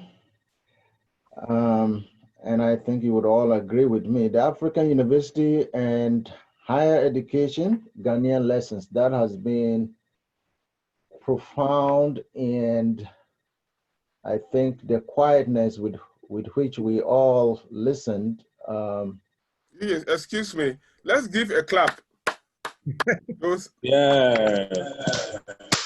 Yeah. Great presentation. Yeah, I was coming to that, by the way, but I just wanted to make a comment on that, and then we'll give him the compliments, the due compliment, but that's fine. You way forward in terms of questioning higher education, what is the relevance? And visionary, we talked about our counter knowledge so that we can extricate ourselves from the colonial mentality. And I think you've given us a way forward, especially that last slide, which would help us plan. Thank you very much once again, Professor Day. You're welcome. Next speaker, if you have questions, all of you, please hold on with your questions, and at the end, we would invite questions and comments. The next speaker would be Dr. Dana Nantoma. He's a lecturer in finance with specialization in development finance, Department of Banking and Finance, Faculty of Accounting and Finance, University of Professional Studies, Accra, UPSA. He is the founder and chief executive officer of VPay Africa Holding Company Limited, a Pan-African financial technology fintech firm based in Accra, Ghana, and the founder of Bangism Technology University, a Pan-African virtual university. Dr. Dana, welcome. Thank you so much. I'll also start from where Professor Adai left. I think Professor Adai has laid the foundation for my discussion. So I will not repeat some of the issues, but I'm just going to go straight into what is higher education in terms of practicality? What is it in Ghana? So my presentation will basically look at what is higher education, what are some of the higher educational issues in Ghana, and what are some of the policies that going forward we can look at. Now, by higher education, I mean training and education beyond secondary school.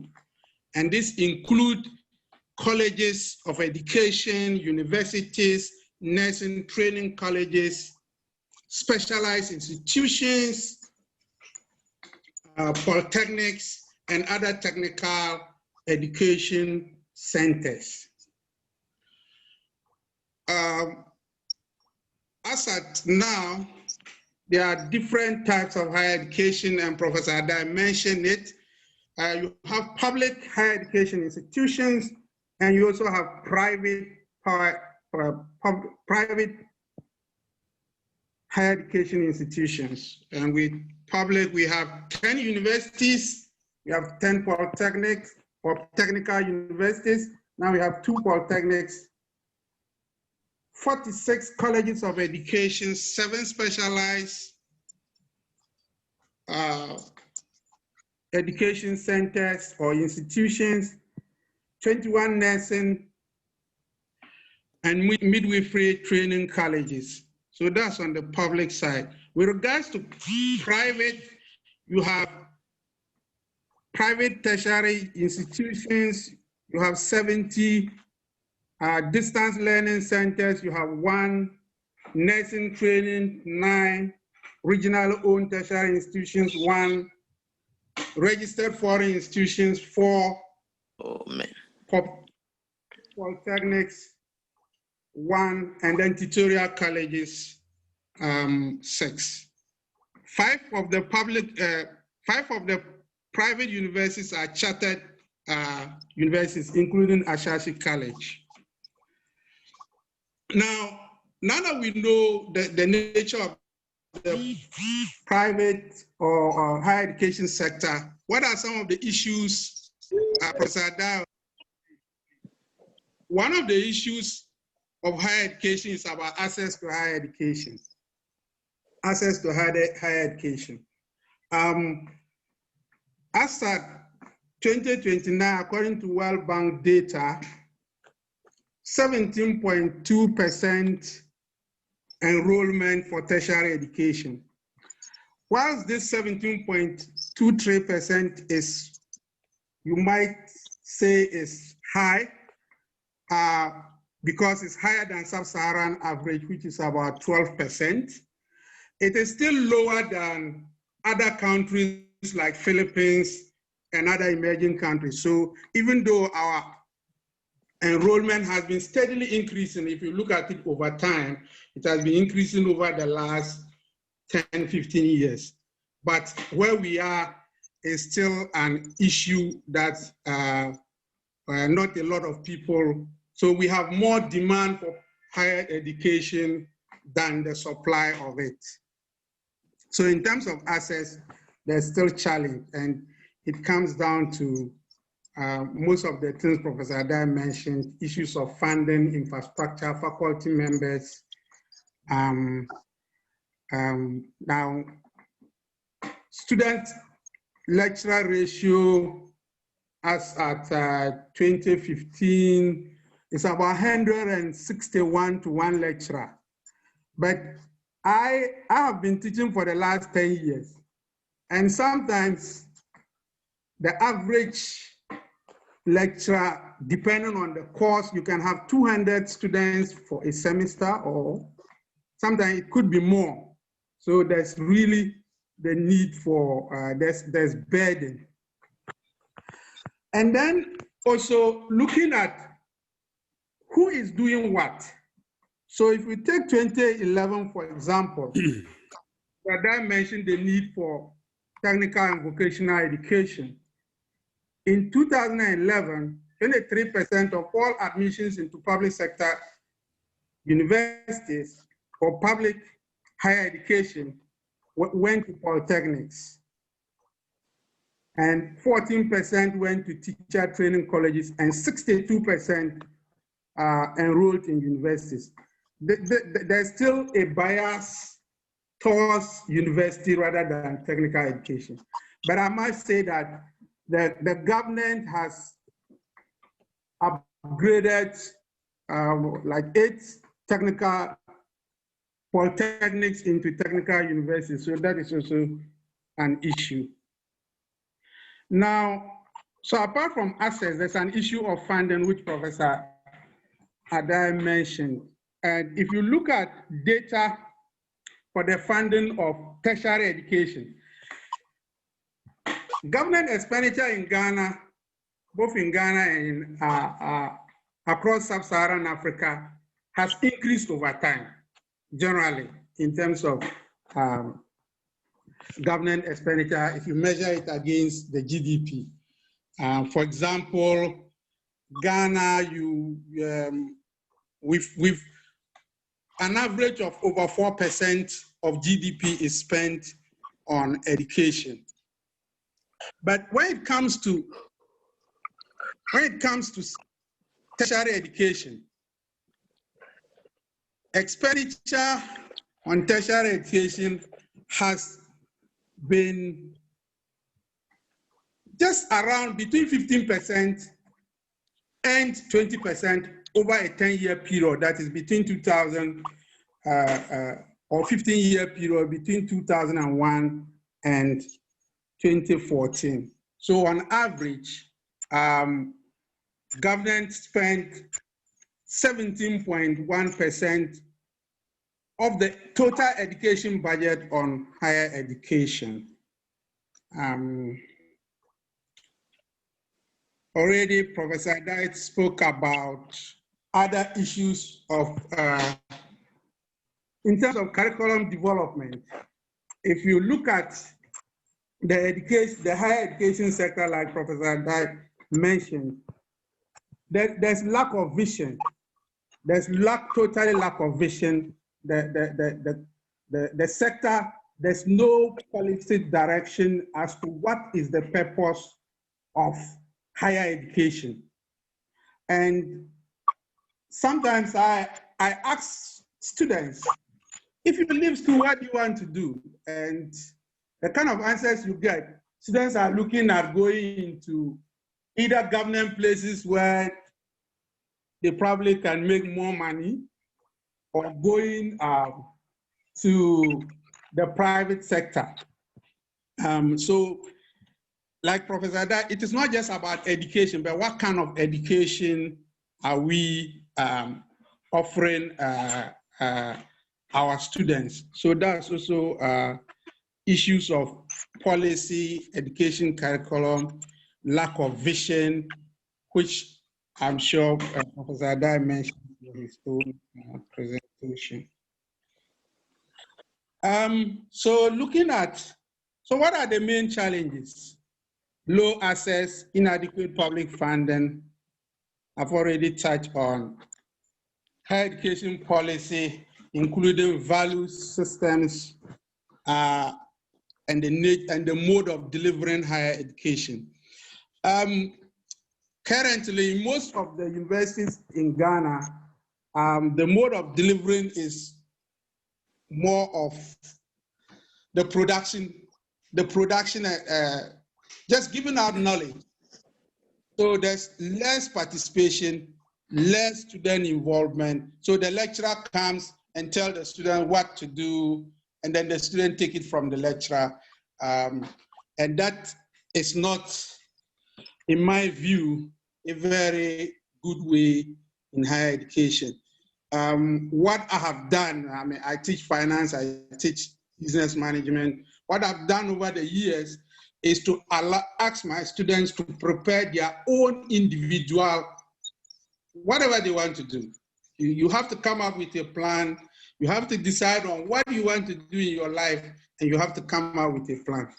It's over the years, it's helped.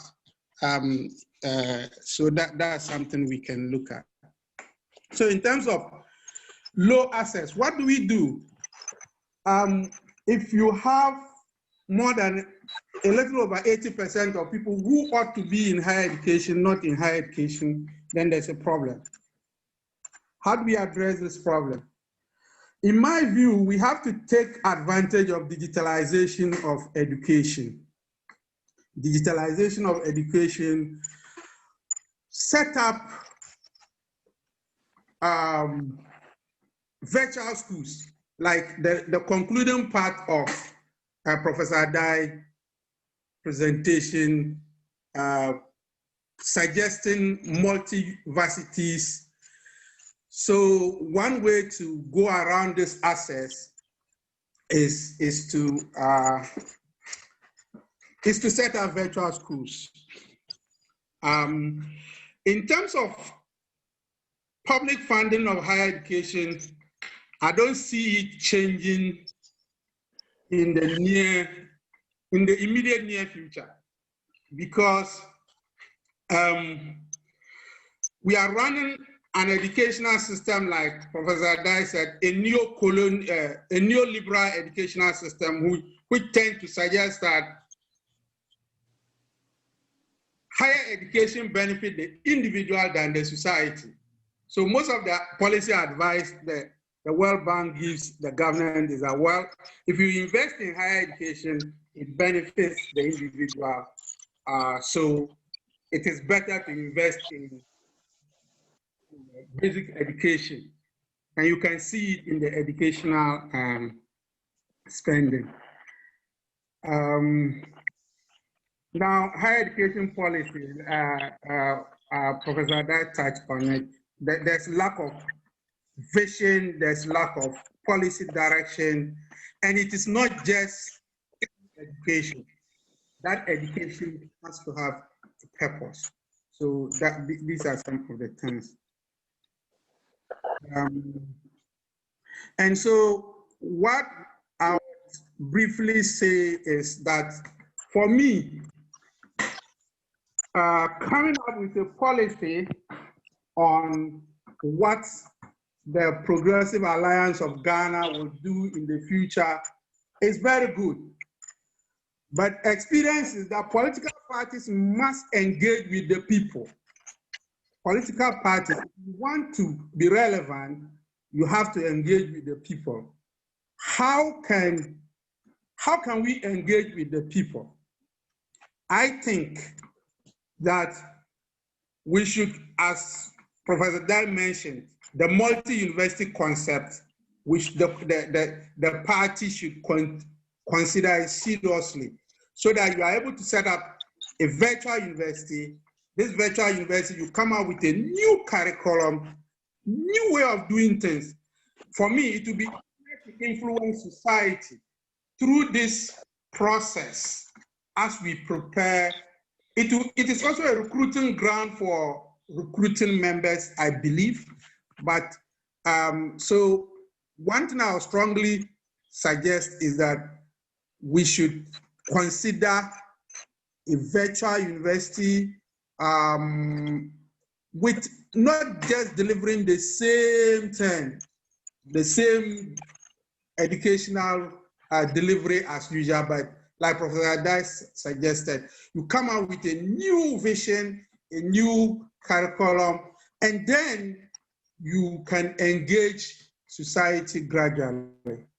Thank you so much. We are grateful. Thank you so much, Professor Dana, for your input. Could we also give all of them a clap of hands if you can, if you're on video? Thank you.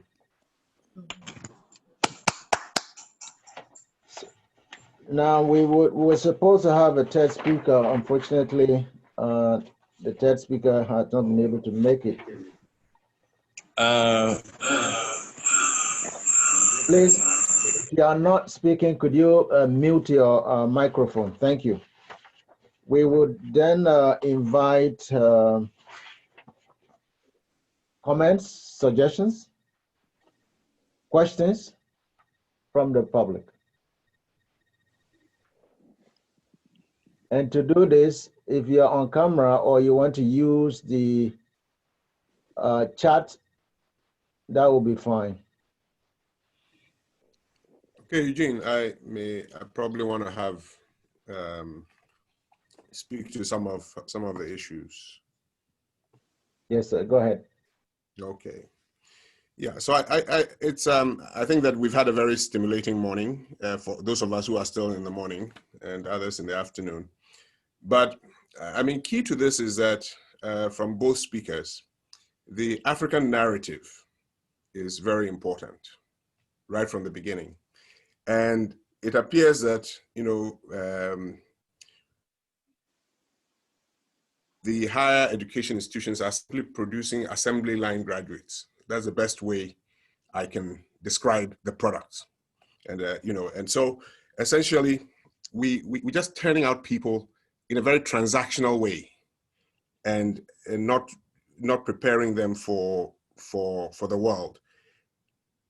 And I think Dr. Dana also touched on it. The real difference between information and knowledge. A lot of the institutions are just giving people information, but knowledge is really created by a dynamic and their teachers.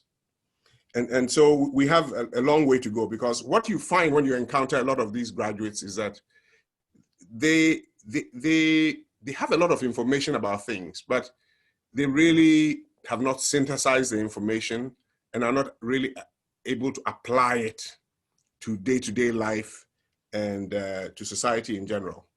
I'll just share two things. One was, a bit about activism and narrative. When I was at Legon, we had this demonstration that led to shutting down all the 3 universities in the country during the Acheampong era, which eventually led, that was actually the seminal event which led to the overthrow of the Acheampong government.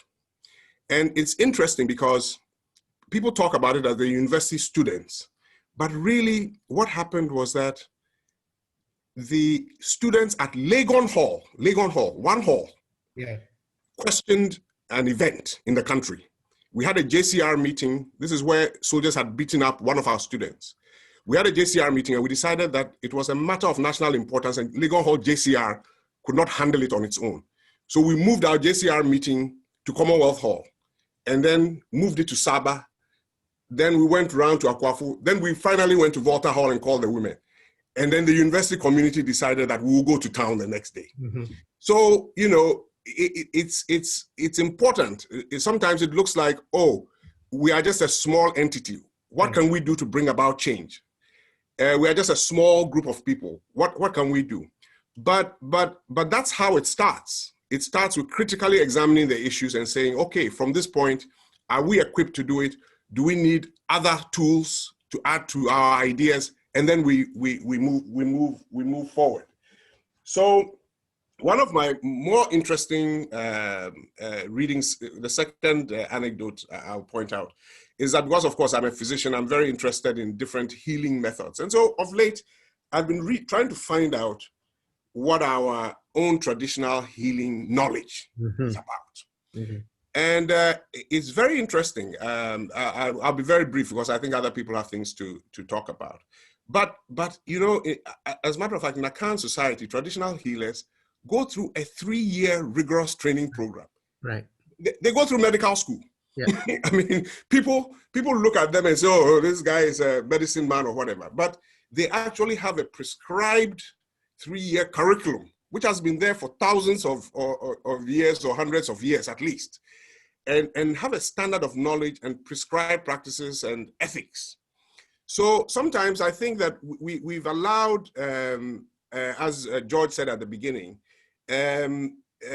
we're always playing to this foreign audience instead of really understanding what our own resources are, how they have served society for hundreds of years, and how in this modern world we can integrate it with whatever is there to further serve our community.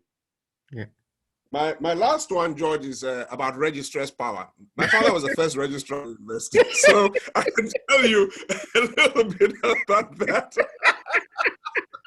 But anyway, no, but when the universities were first set up, there were not enough departments and colleges. So we had no provost in those days. Now, I think when you go to most of the universities, they have a provost. The registrar is much, much less powerful. Okay, so thank you. Those are some of my reminiscences from the two talks. Thank you very much. Thank you. We have Gilbert Lawson. Gilbert Lawson, are you on floor? On mute. Yes, I am. Sorry. Please on mute. Yeah. On mute. Yeah, I'm on. Thank you for giving me the opportunity to ask my question. But before I go on that, I know that's already been addressed, but I think, I mean, culturally, I think cultural, our cultural upbringing plays a lot of, it's part of the reasons why, you know, in terms of our education system, we struggled a lot. And I just wanted to ask one question. With our dependence on international organizations like the IMF, if Professor Adar might be able to address that, do you think that is part of the reasons why we've had issues with reforming our education system? Yeah. I think there are multiple reasons accounting for that, but you're right. I think there's a big part of it, right? Because what it is that, you know, I want to take you back to, we are all familiar with social adjustment, right? One of the problems with social adjustment is that it was presented as the only correct thing to do. So no qualms about it, no options, right? And that stifles the indigeneity that my friend Tali was talking about, right? I think the extent to which the options are not put on the table, right? And let's remember that the Papa is going to pay it and call the tune, right? They're not going to come in and direct your education agenda that will benefit you without considering what they get from it, right? So that is a big part of the problem. But of course, the other problems that have to, I think, remember we all hear. I mean, I remember when I was growing up, my mom would teach me that if you're taking a bath and somebody who is not all there comes to give you a slap, and you follow him or her to go and retaliate, you are even worse than that person, right? And I think this is where we have to take also responsibility, right? And that, and how do we nurture? I mean, the point that Tadi was talking about when we look at, say, medicine, right? Our own local pharmacology, right? The knowledge that they have. How much do we tap into that? So you have medical doctors, right, who will say, well, let's go for the MRI and spend all the resources on the MRI, when we could be devoting the resources to promoting the indigenous health system that will have more benefits to the community in that. So, yeah. Can I ask a question? Thank you. We had before Dr. Adotey, we had, let's give Linda, and then the one who's iPhone, there's an iPhone. Linda, now you ask your question and then we'll go to iPhone. Okay, thank you very much. I want to make some few comments, and as usual, I have to apologize before I start in case I step on people's legs here. But as a student, there are this worrying that I have. Using myself as an example and also my department at UCC. I'm at the Department of Anthropology and Sociology, and I'm a student in Peace, Security, and Human Rights, a master's student in that department. Unfortunately, the Department of Anthropology, the whole department, we have only one qualified anthropologist. Those teaching anthropology at the department, their sociology major or different subjects, and is very unfortunate. And I want to maybe appeal to PAC that if it's possible, we should have, or we should start thinking on how we can bring our lecturers back to Ghana for them to teach us as students, Ghanaians as students, because I know that there are so many qualified lecturers that are outside Ghana that are teaching other students, but we Ghanaian students are suffering. So if it's possible, let us start thinking of that. The other issue is most of our lecturers, especially those who are trained outside of Ghana, when they come, they don't teach us as Ghanaians. I can say that I have 8 different lecturers that I spoke to, and most of them, when they are teaching, they are talking about, when I was in the UK, this happened. When I was in the UK, this is what is supposed to happen. But we are in Ghana.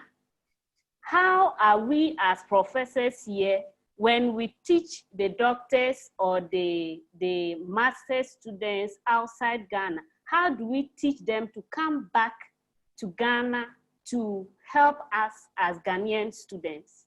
Let's try to see that, how we can change our perspective on how we teach them outside there. And when they come here, they should also recognize that it's not actually the UK that they are teaching, but it's Ghanaian students that they are teaching. I think that would help the system and also help us. And the next point that I would like to say is that, how are we are 24 in this meeting. At least I know 50% of those in this meeting are not in Ghana. How are we thinking of coming back to Ghana to reform the system, and not going back, but rather staying to help us as Ghanaians? Are we thinking of that? Or our thought is we come and we maybe stay for 2 or 3 years and go back because it's a bit cozy outside of Ghana? Are we thinking of coming back and staying and polishing the rough edges that we all know that is actually there? So as PAC, how are we doing that? Maybe we should also start thinking about that. And I think most of the other comments are actually, it was done by the 2 professors, but I would also like to say that students' research is very key. We have thousands and millions of research lying in our libraries or research centers in the various public and private universities, and we are not making any good use of it. How can we use students' research to actually develop the country, not just because they are doing masters or PhD, they do the research, they mark them, and they are being packed somewhere. We don't use them again, and it's there gathering dust.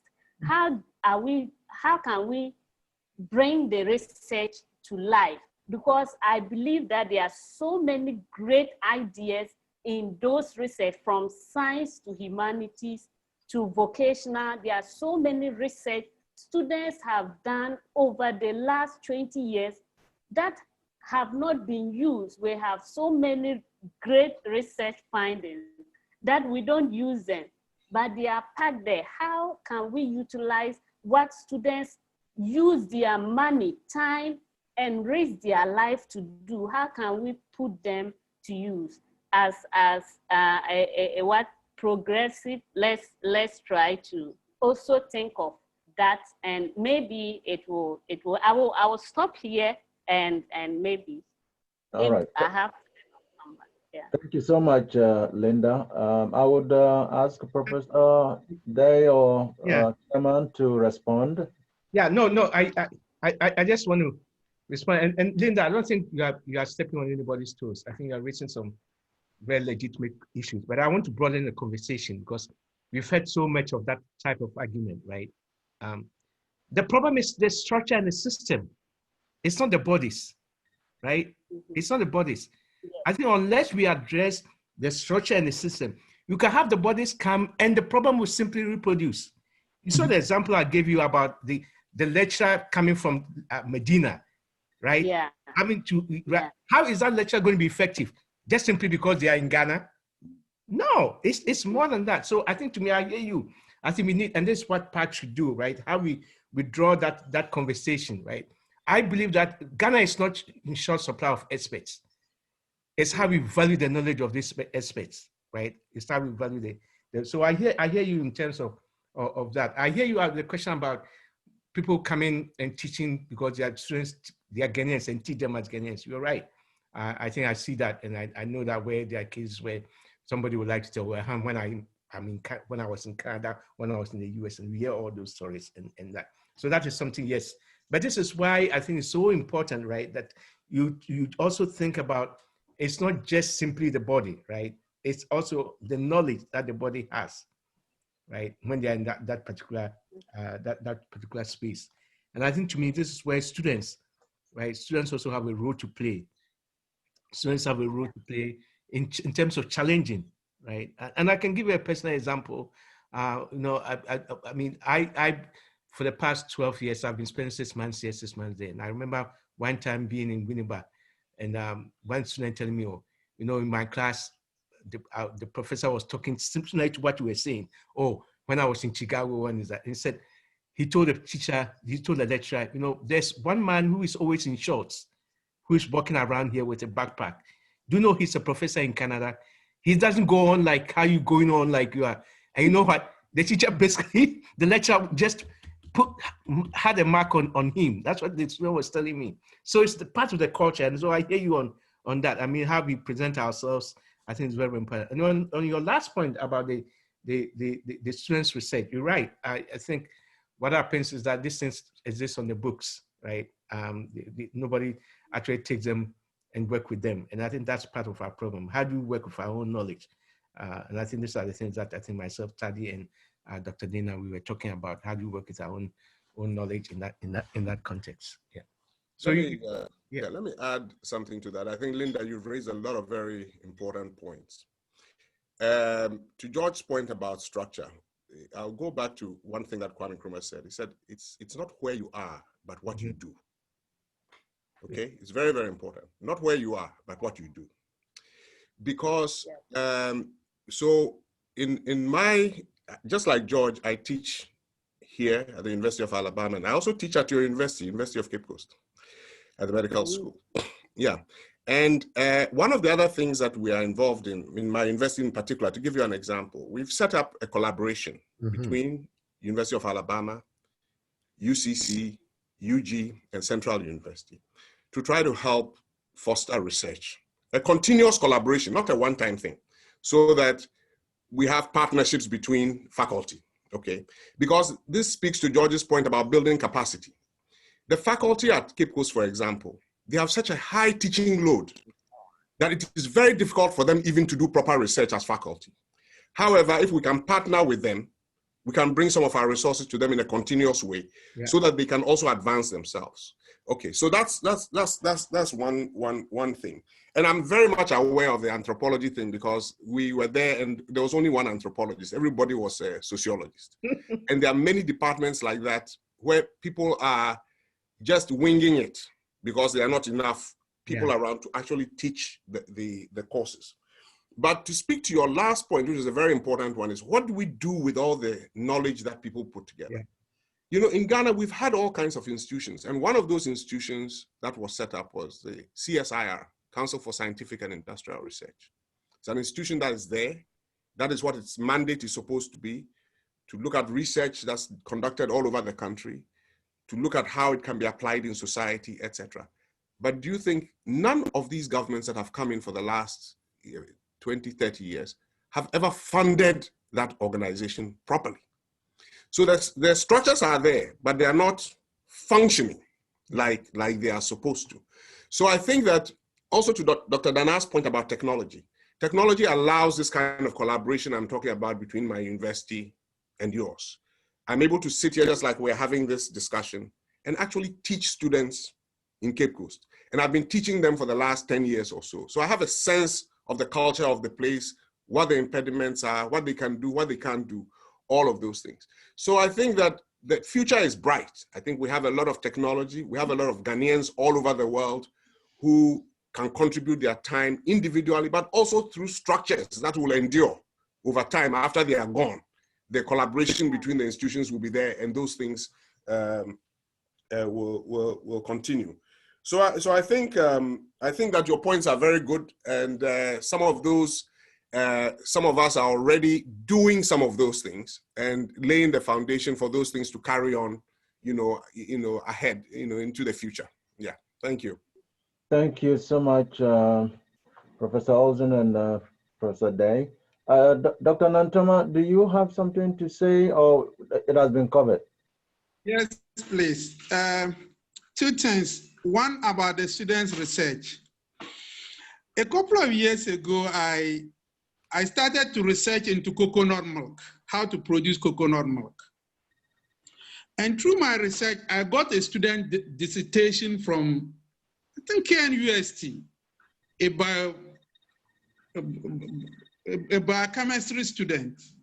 And he had written, or she, I can't remember, she had written a very good dissertation on coconut, the kind of products you can get out of the coconut, including drinks. And the question I asked myself was, probably this student is unemployed sitting somewhere. Mm-hmm. But that was something that student could have taken up after school or her school and try to develop it into a business. I read it because we are into coconut milk. We are producing coconut milk now through Research Institute. We just finished the research about coconut milk. But the student's dissertation is pointing us to another direction about what kind of products we can add onto the what we are doing. So the point I'm trying to make is that, yes, it is not also just about what the government can do about your thesis. It is what you can do as an individual student about your thesis. That is also very important. Thank you. Thank you so much. Kwesi Bedu, then Adote next. Kwesi Bedu before Adote. Okay, my question I think has been answered, but I wonder, Dr. Nana Chineboy especially, how do we stop the brain drain? We have to do something about that. Brain drain. We cannot, just train students and have them leave the country. So Tad has talked about it. Chairman has talked about everybody. But how do we do that? To have students, more anthropologists in the country than they leave and go outside. Yeah, no, that it's I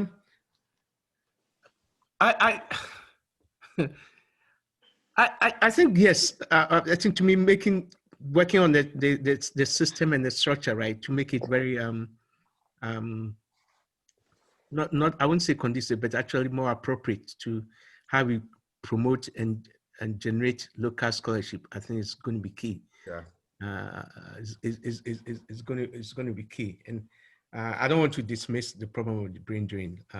I think it's an issue. The question of the mining, but I think to me it's like asking the question also about how do we, if you're going to address it, how do we look at the roots, right, and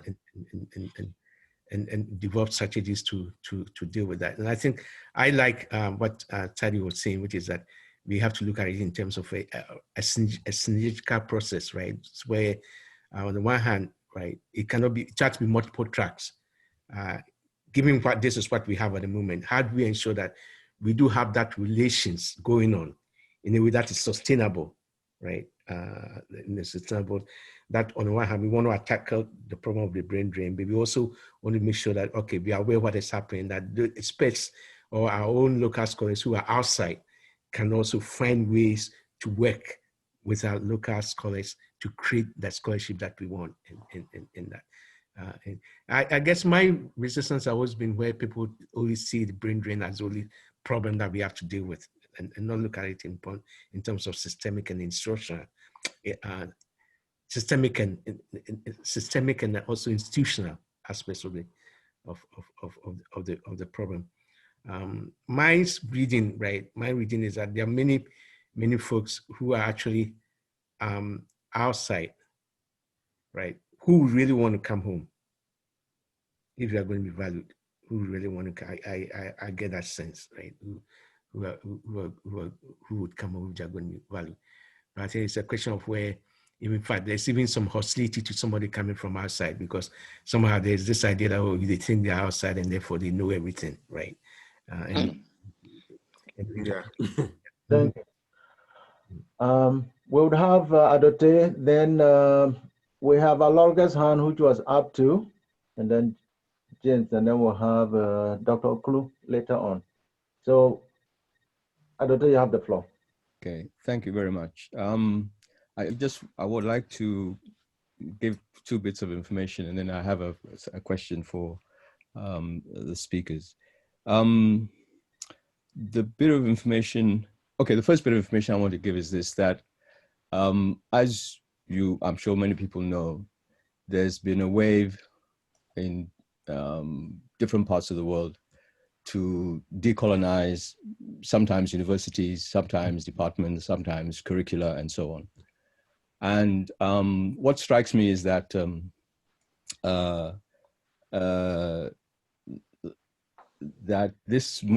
well, let me just say that in the university that I'm in, because of this recent Black Lives Matter movement, we have been sort of, the wave has hit us, okay? And just to shorten the thing, we began to talk, I'm in the economics department at Greenwich University, and we began to talk about it. And because I have a big mouth, I decided to put my mouth in. Anyway, the upshot is that we had 2 meetings in our department where, except for some little bit of pushback, it was agreed that we should have a process to decolonize the university. We agreed on a strategy, which I'm putting together, plus a kind of benchmarking exercise, which I'm putting together, which is going to be given to all members of faculty as a process. The thing that strikes me is that I wonder, when this wave of decolonizing our universities, will hit our own continent. Yeah, so that's the kind of leading up to that process. So whether we're thinking about it at all, whether there's any African universities other than those in Southern Africa, who I think because of the proximity of Europeans in their society, have actually done that. So in South African universities, the process of decolonizing is very strong. Yeah.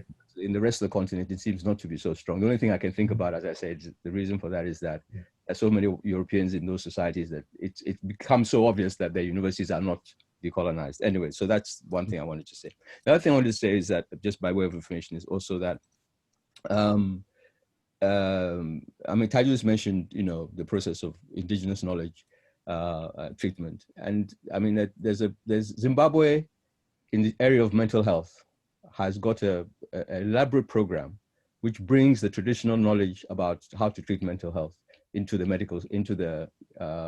system, the national health system, let me call it that. And we know that we have got, sort of various approaches towards herbal medicine. So it seems to me that that's something which is there, which can be tapped into. There are existing, in some places on the continent, there are practices and people that one could learn from if one was so minded.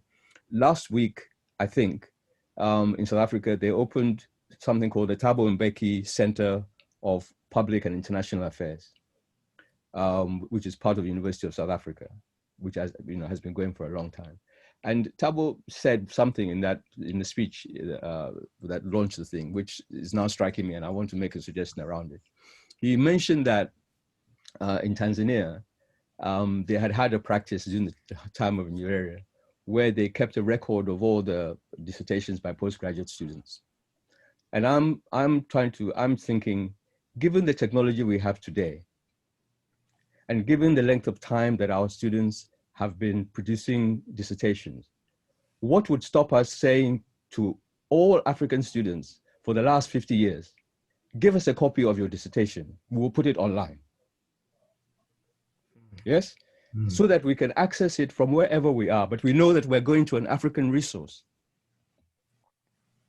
Whatever your subject, it doesn't matter. Yes? Is that something that we can think about how to do? Okay. So then basically, I mean, my question is to do with, Professor Dare, I fully agree with what you said about the need to rethink the purpose of universities. And I would like, if you don't mind, to, just to sort of see if you can take us a bit further down that road. Because it seems to me that that's of all the lists you put on at the end, right. You have to begin somewhere. And that if you put that, that repurposing the university as the start, that then once you make some decisions, other things will follow. So I would just ask you, so for example, it seems to me that there was a time in the 80s when the World Bank almost suggested, they suggested that Africa didn't need universities. You remember this? Yeah. And yeah. And but the point I'm raising, I want to link to that is this, that they also are saying, almost you don't need government. Government should be as thin as possible. But if we're to finance our universities, who will finance them except governments? And so the question then becomes, what's the nature of the relationship between our universities and our governments? And what do we need to do? What ideas are there that will get the politicians to, I'm not saying that all academics have this mindset of needing to decolonize. Right, exactly. Yeah. They don't. Yeah. So the question is that those who do have that perspective, how can we infect the politicians with that perspective? That's one of the questions I want to pose. Okay, then I just want to sort of, in a sense, wave a flag and say we need to be careful, because this trend of having Western universities set up, campus in our countries, basically, this trend of having MOOCs, where people are going to make their education free to us almost, but the fee is that we will then put even further into our minds the decolonization of our minds. Yeah. Yeah. So it sounds a wonderful thing that you can go to Udacity or edX or any of these platforms, gain access to this knowledge. You don't have to pay anything unless you want a certificate. And even that only costs maybe $50. Yes. But the whole world is being educated through that process. Yeah. If we don't see the danger in that, I'm not saying it's a bad thing, but I'm just saying if we don't see the danger and be able to take some action ourselves, then we are really going to have a problem. Yeah. And then the last thing I just wanted to say is a kind of rhetorical question, which is that, like I said, we talk about this Black Lives Matter. Yeah. But in our situation, do we see Black as African? Yeah. So do we in Africa look at what is going on and say African lives matter in the global context? Yeah. Such that is the perspective that we're going to come to the problems that we have. Yeah. So those are just some of my thoughts in response to your the excellent presentations that have been made today. Yeah. Thank you very much. Yeah. I will respond to two of your questions, and I know, there's so much expertise in the room, and people can jump in. But I think you're asking some very, very hard questions. I think the question you started with actually gets into where we go from here, and the question about decolonization, right? And this my reading of it, and I know people have other views on it too, so that people can share it. I think foremost to me, right, decolonization starts by asking new questions. It starts by asking. So even the fact that we are asking these new questions, the questions that are very, people sometimes want to avoid them, right? It's on that road. So I want to see it not like, okay, here's decolonization, we've seen it and here's it, but more to see it as asking new questions. And that means then becomes a process. So it's something that is ongoing. So I see what PAG is doing, right, as part of that journey, right, to getting to where we are. Because I think I said it last week, I've never seen anybody who is decolonized. None of us has been decolonized because it's a process. And even as we try to decolonize, right, the colonizer still wants to take us back, right? Right. So that's why it's a process. And then to me, the question of Africanization is key to how we get to this decolonization. So some of the things we've been talking about, how do we Africanize our institutions, right? To ask the question about, do we really have African universities or we just have universities in Africa? It's a very heavy question that has implications for how we see what we do. So Africanization, and you cannot Africanize without working with indigeneity, the question of indigeneity. And I think this is why the question of indigeneity is also part of that. But also this is why I think the question of which you are asking in your last question about race, Black, and Africanness, right? How we understand that, right? It used to be I've met some African friends who would say, oh, race is not a problem on the continent. It's a problem in North America and that. The African is confronted with their color, their race color in a transnational mobility. So it's about time we engage it, even in Africa. When we talk about Black Lives Matter, right? Part of the problem, there is Black Lives Matter in Africa that we need to engage in. To me, when people don't have food, right? When there's so much poverty, when they don't have access to health, isn't that Black lives? So Black lives, we have to define it, right? And I think part of the problem is that sometimes we talk about Black and African as if they are two different things, right? They are connected. So to me, yes, as we talk about Black Lives Matter, we define it broadly to say, look, the people who are not having jobs, who are not having health, who are dying, their lives also matter. Our governments have to be responsible to those Black lives, right? Their lives that matter. But we also talk about it in terms of, you can't not have Black Lives Matter discussion and not address also the inter-racism that sometimes we revisit on African bodies. So you can have somebody who say Black Lives Matter, but they are also racist to the African, right? So we address that. That's anti-African racism. We address anti-African racism just as we address anti-Black racism as part of the Black Lives Matter in that. So I think to me, having that conversation, and it's all part of the decolonization, because if you're able to grasp the conversations about race, conversations of Black and Africanness, even in the African university, the African school system, it's a long way to go, because you can't see what is happening in North America and say you are on the continent and say, oh, that is their problem. It's that issue is about you. Even when you're on the continent, it's about you, right? I mean, I've been to, and I know so many of you would give that example. I've been invited to so many places where on the continent where I've spoken and somebody would say, well, that's a North American issue. And I'm saying, no. It is a global issue. So you are just bringing this race thing. And that we need to be very, very mindful of that because it affects us and that. And the last point I will make, right, also relating to because they connect, is that to me, the goal or the project of decolonization is also about how we understand the land, the question of the land, the teachings of the land, right? I think there are very, very powerful teachings about the land that we need to.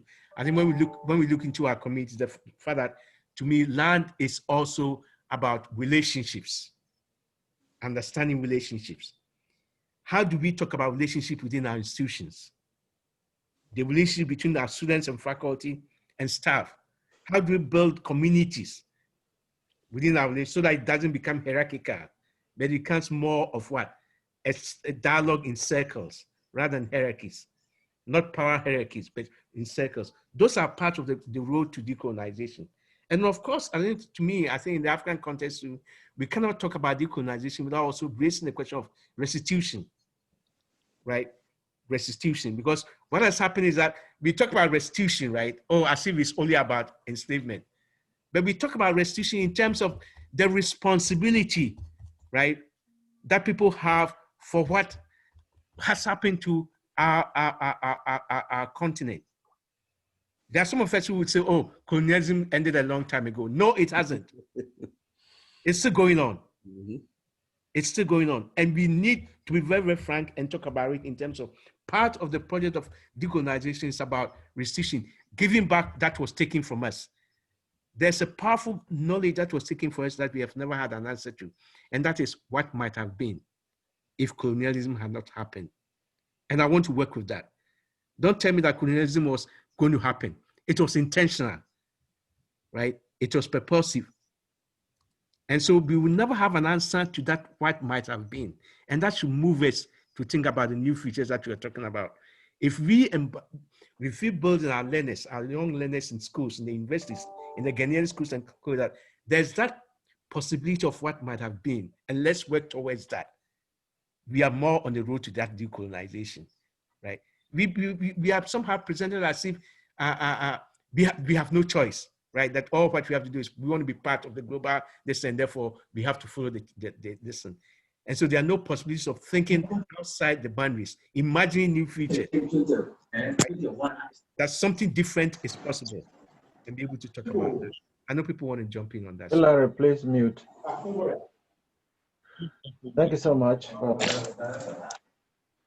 Please, Hillary, mute your microphone.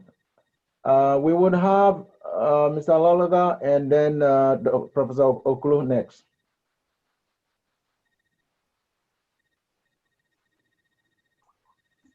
Olorga? On mute.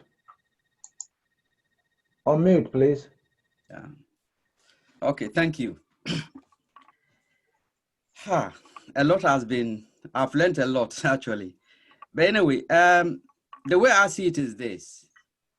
When these universities were set up, they were set up to train a core elite to help the colonialists to exploit us. For them, it hasn't stopped. So that is going on. So if they are funding anybody, it is to that purpose. It cannot be for any other purpose. They've got a very long-term aim to keep us there. Because it's a struggle. If we get liberated, they will collapse. So they are going to make sure that we stay where we are. It's a wrestling match. After independence, Kwame Nkrumah repurposed education, particularly the universities. So you see the institutions that he set up. Cape Coast, Tech, for example, all these polytechnics and so on. Because he knew what he wanted. He was very clear about it. He wanted to move the education system away from producing a core elite to actually developing Ghana and, for that matter, Africa. Now, after his overthrow, we went back to form, to exactly where the colonialists wanted it to be. And from that time on until now, that is what is going on. So until we get a very good government that sees the linkages between the primary school, the secondary school, the university, and to the society, it is going to be where it is. So until what we need to do is to fight and get a government that will understand where we want to go and how we get there, so that all the universities and so on, the tertiary institutions just becomes just a piece in the whole jigsaw. Otherwise, on its own, nothing is ever going to change. Because now we've got so many people graduating and causing frustration. They come out, they don't know where to go. The administrative jobs are no more there for them to go to. Is it a network problem? If they go and learn technical education, when they come out, the infrastructure is not there for them to do anything with that knowledge. Look, if you go and then you learn how to, let's say, for example, you learn electrical engineering and you come out, How do you, what do you do? What do you do? What do you do with that knowledge? You've got your thesis, everything. Where do you get the capital? Within what framework? You just can't get up on your own and then, you know, I mean, it's just madness. So unless the government actually creates a structure within which everything slots in, we'll just be frustrated forever. That's my contribution. Thank you. Professor Oklo. Please unmute. Thank you so much. I think the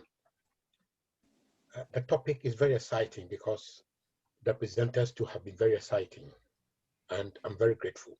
If I have missed this today, it will have been a major headache for me. Yeah, no, it's very interesting because this is not my area of expertise in a way, especially the first speaker. He's broadened the understanding and discussion about education. Luckily, two speakers, one is Constance, he's already spoken, addressed one of my problems, and Aloga to have addressed the second problem I have, because our system is designed. It's like it's no more like the tailor. You take your cloth to him, he measure you and sew it for you. It's like the old days. Yeah, but there are a few things I want to say. Why is it that for many, many years, Nkrumah's important books are not in our shelves in the universities? Two, the first speaker said something which touched my blood: multivacity, bringing all the crunches together. I was telling my son, who was part of this week, that has he gone to the villages to see how people play drums? You know, the music they do, they have not been taught by anybody, but they learned it from their great-grandfathers, great-grandmothers. How people develop music. They haven't been to a musical school, but it's something that our sisters have gathered, you know, and we are losing that even today. We are losing that, just like how we are losing our languages. Yeah. A lot of our boys can't write tree, they can't write ever, they can't write anything. This topic today is very exciting for me personally, if not for all of you. For me, I'm going to go to bed this night, sleep very well, to be honest. If you go, I was at in 1988 when I was in Ghana. Dr. Kosi Bochwe, in his so-called financial statement or budget, they call it, was talking about how he doesn't want to allocate money for research because there are so many research papers published, but no work is being done about it. And he went away with it. He went away with it. The speakers gave a very brief outline on that, but I think that we should begin, in the words of Constance Edu, we should begin to tell our universities and schools who are training people to cultivate the life of society, the life of our country. You know, those who loot our wealth, our own people, and come and put it in Switzerland, in America.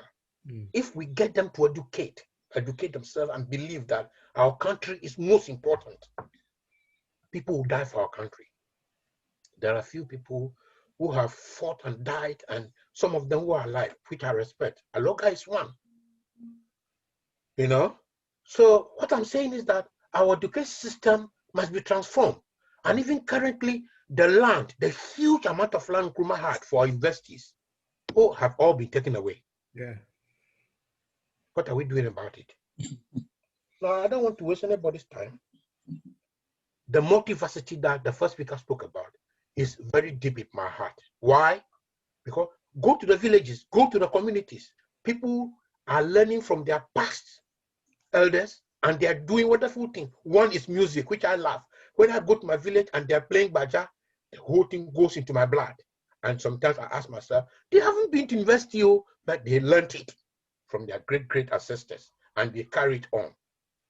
This topic is important. Please, the papers that have been presented, I want to assess it as a matter of urgency, please. Thank you very, very much.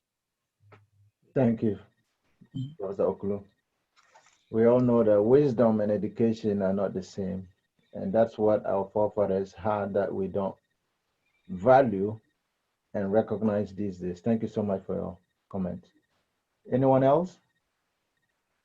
I would say the African narrative, and for that matter, the Ghanaian, is imperative if we have to extricate and estrange ourselves from decolonization. And for that matter, this conversation, this conference, this interaction that we're having is very, very important. And I think it has opened a lot of eyes. The only thing I'm sad about is that we don't have our young boys and girls who joined us 2 weeks ago. We had more numbers than today. And so we need to do a good job of getting those back in Ghana. At least let's send word whenever we have something like this, word of influence. I think while we're on, I just sent a text to one of my colleagues. Christian, could you introduce yourself? And he logged in at once, and I'm very grateful for that. Christian, can we see your face, please, if you are available?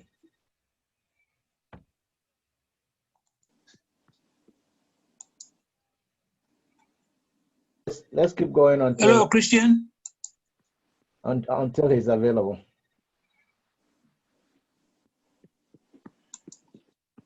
Floor is still open. Yeah. Oh yeah. Okay, Hello. Christian is on. Oh, he's in. Yeah. Oh, sorry. I'm outside working out and listening to you. So this is Christian, and thanks for inviting me.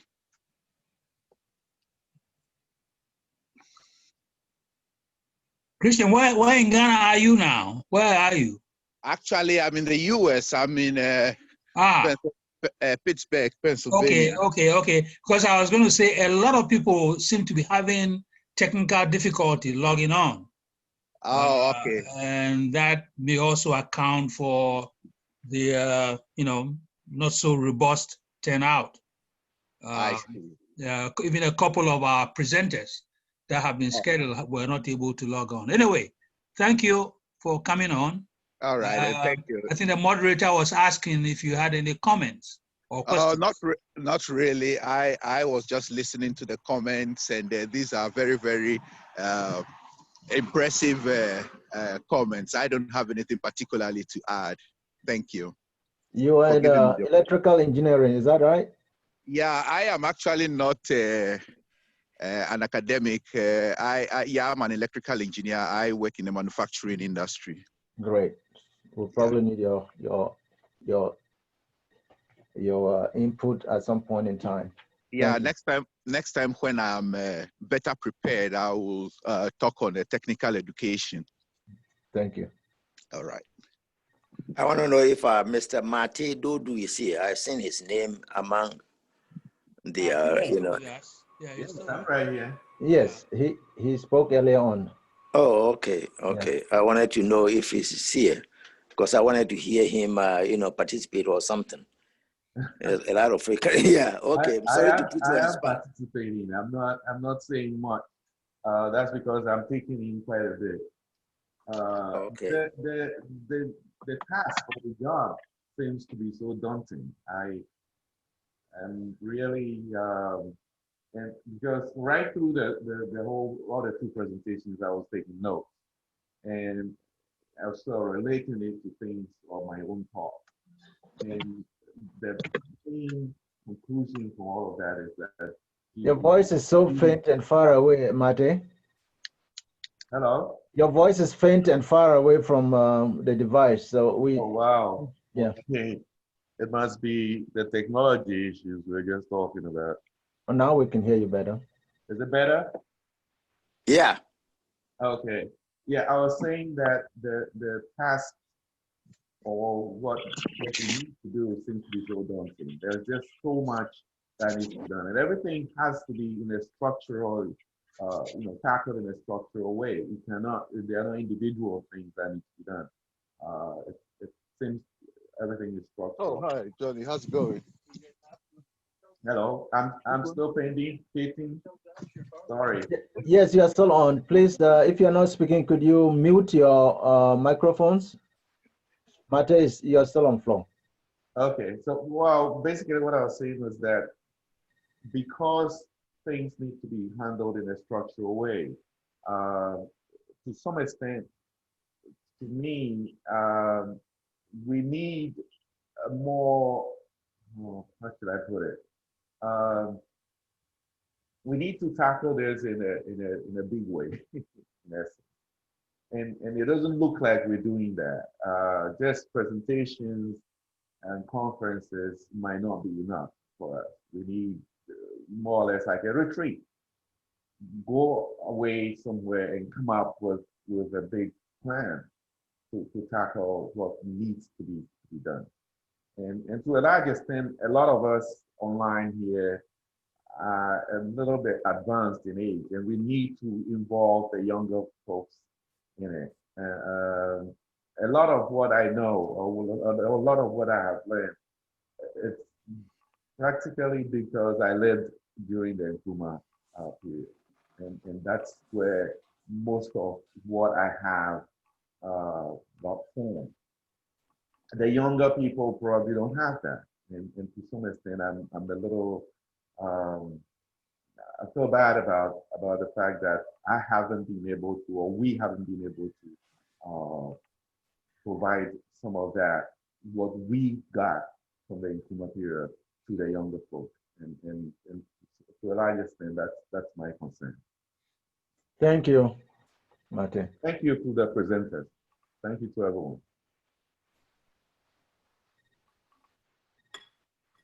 All right.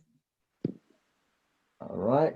I think that we are almost done.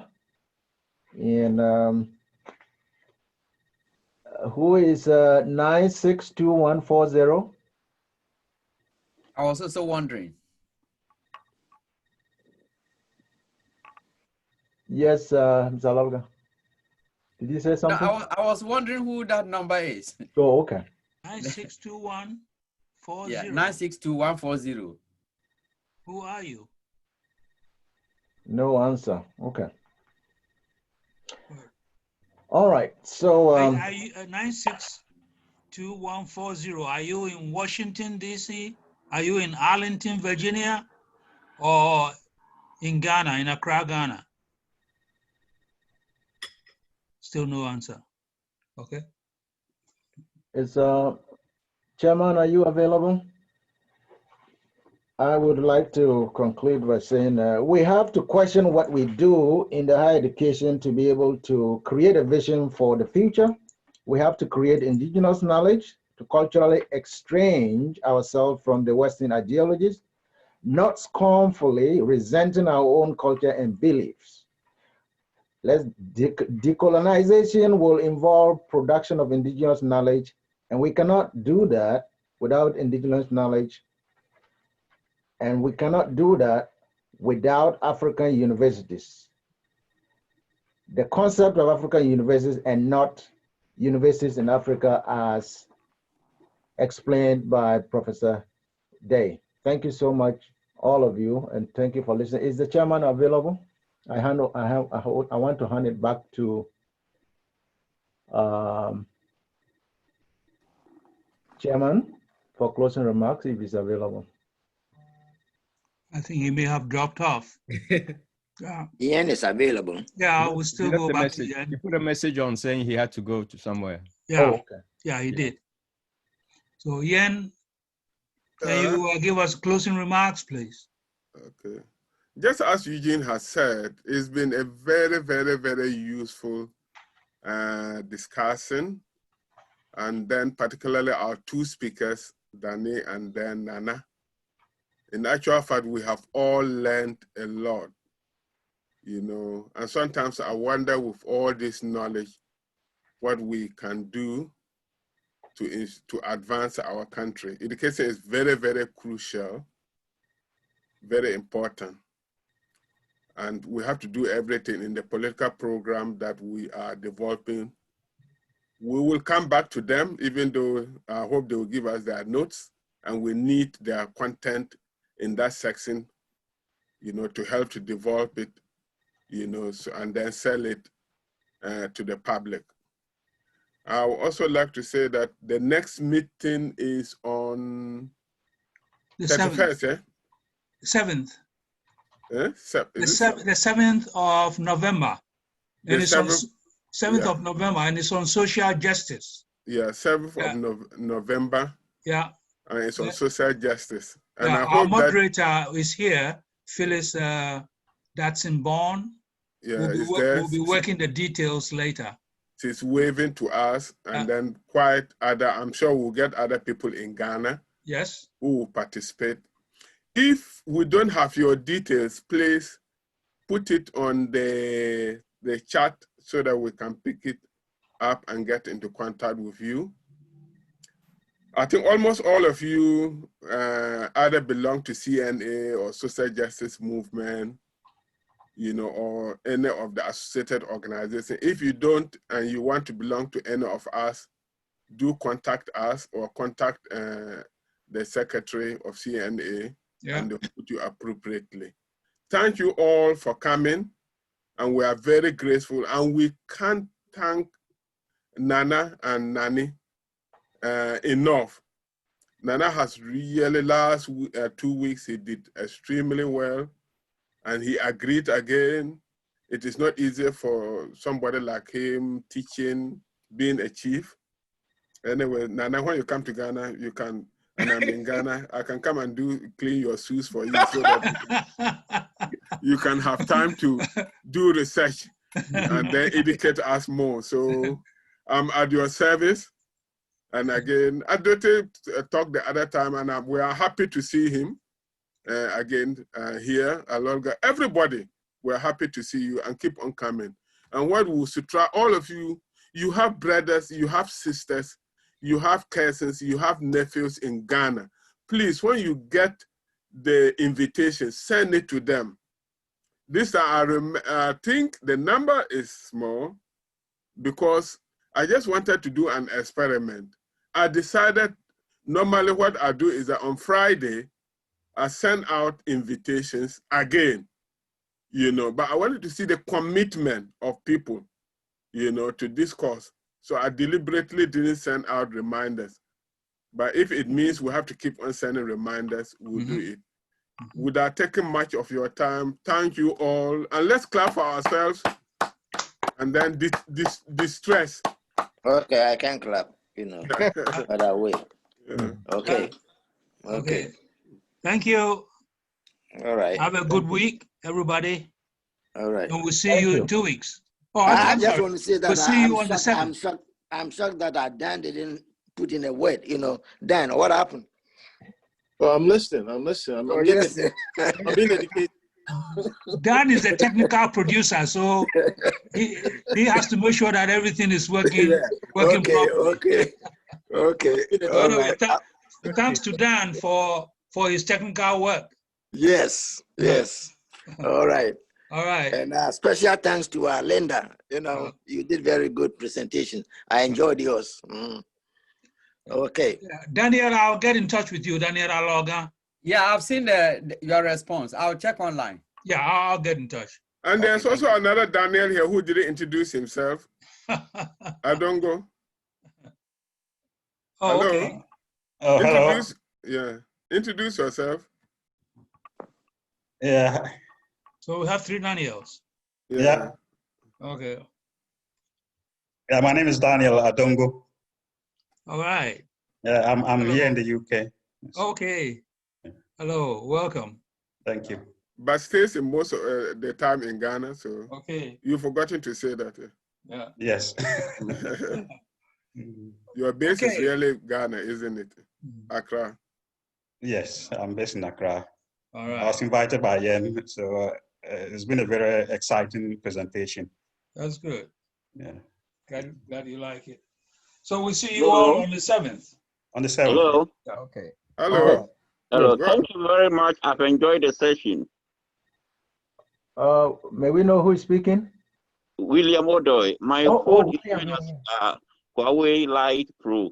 Oh, okay. Okay. Yeah. Oh, okay, that's William. Yeah, yeah. He's the one you were. Yeah. Anyway, you didn't even Thanks. know I was there yet. No, no. Also, no, you were one of the first to come on. Yeah. You came on. Yeah, the second person to come on, and we were talking. And I didn't see you again. I didn't know. No, I've been on all the time. What happened is that I had to leave home, so I switched off. When I got on the bus, I put it on. Okay, then let's see your face. Let people see your face. You are in London, William. Yeah. Yeah. Okay, I'm coming. How do I do this thing now? That's technology for you. It sounds like you are very much like me, huh? You know, everybody, people are now complaining that Zoom is consuming their time and they are getting fed up. They want personally. So once this thing happen, and then Ghana is okay. We will have these meetings personally, you know, not at Zoom, because sometimes Zoom, people can do. There's even the story that some people even go to the toilet whilst being on Zoom. Some people are also suggesting Google. Does Google have a media for Hangout? This kind of, huh? Google Hangout. Okay. Okay. So no, I know, but nothing beats them face to face. So what I'm saying is that once we get the groups going on in Ghana, particularly with this heritage thing that we're talking about, and some of the suggestions that are being made, you know, it's better to have meetings personally, and those who can join online can join online. There are some few people who have told me that they would rather prefer to join through Facebook. They think that Zoom will consume their money. I don't know whether the difference between that, Okay. Quickly, Brother Yan, Phyllis Chambers had a question about the objectives of the group. So Phyllis, if you can give us your email, you know, we'll send you information about PAG.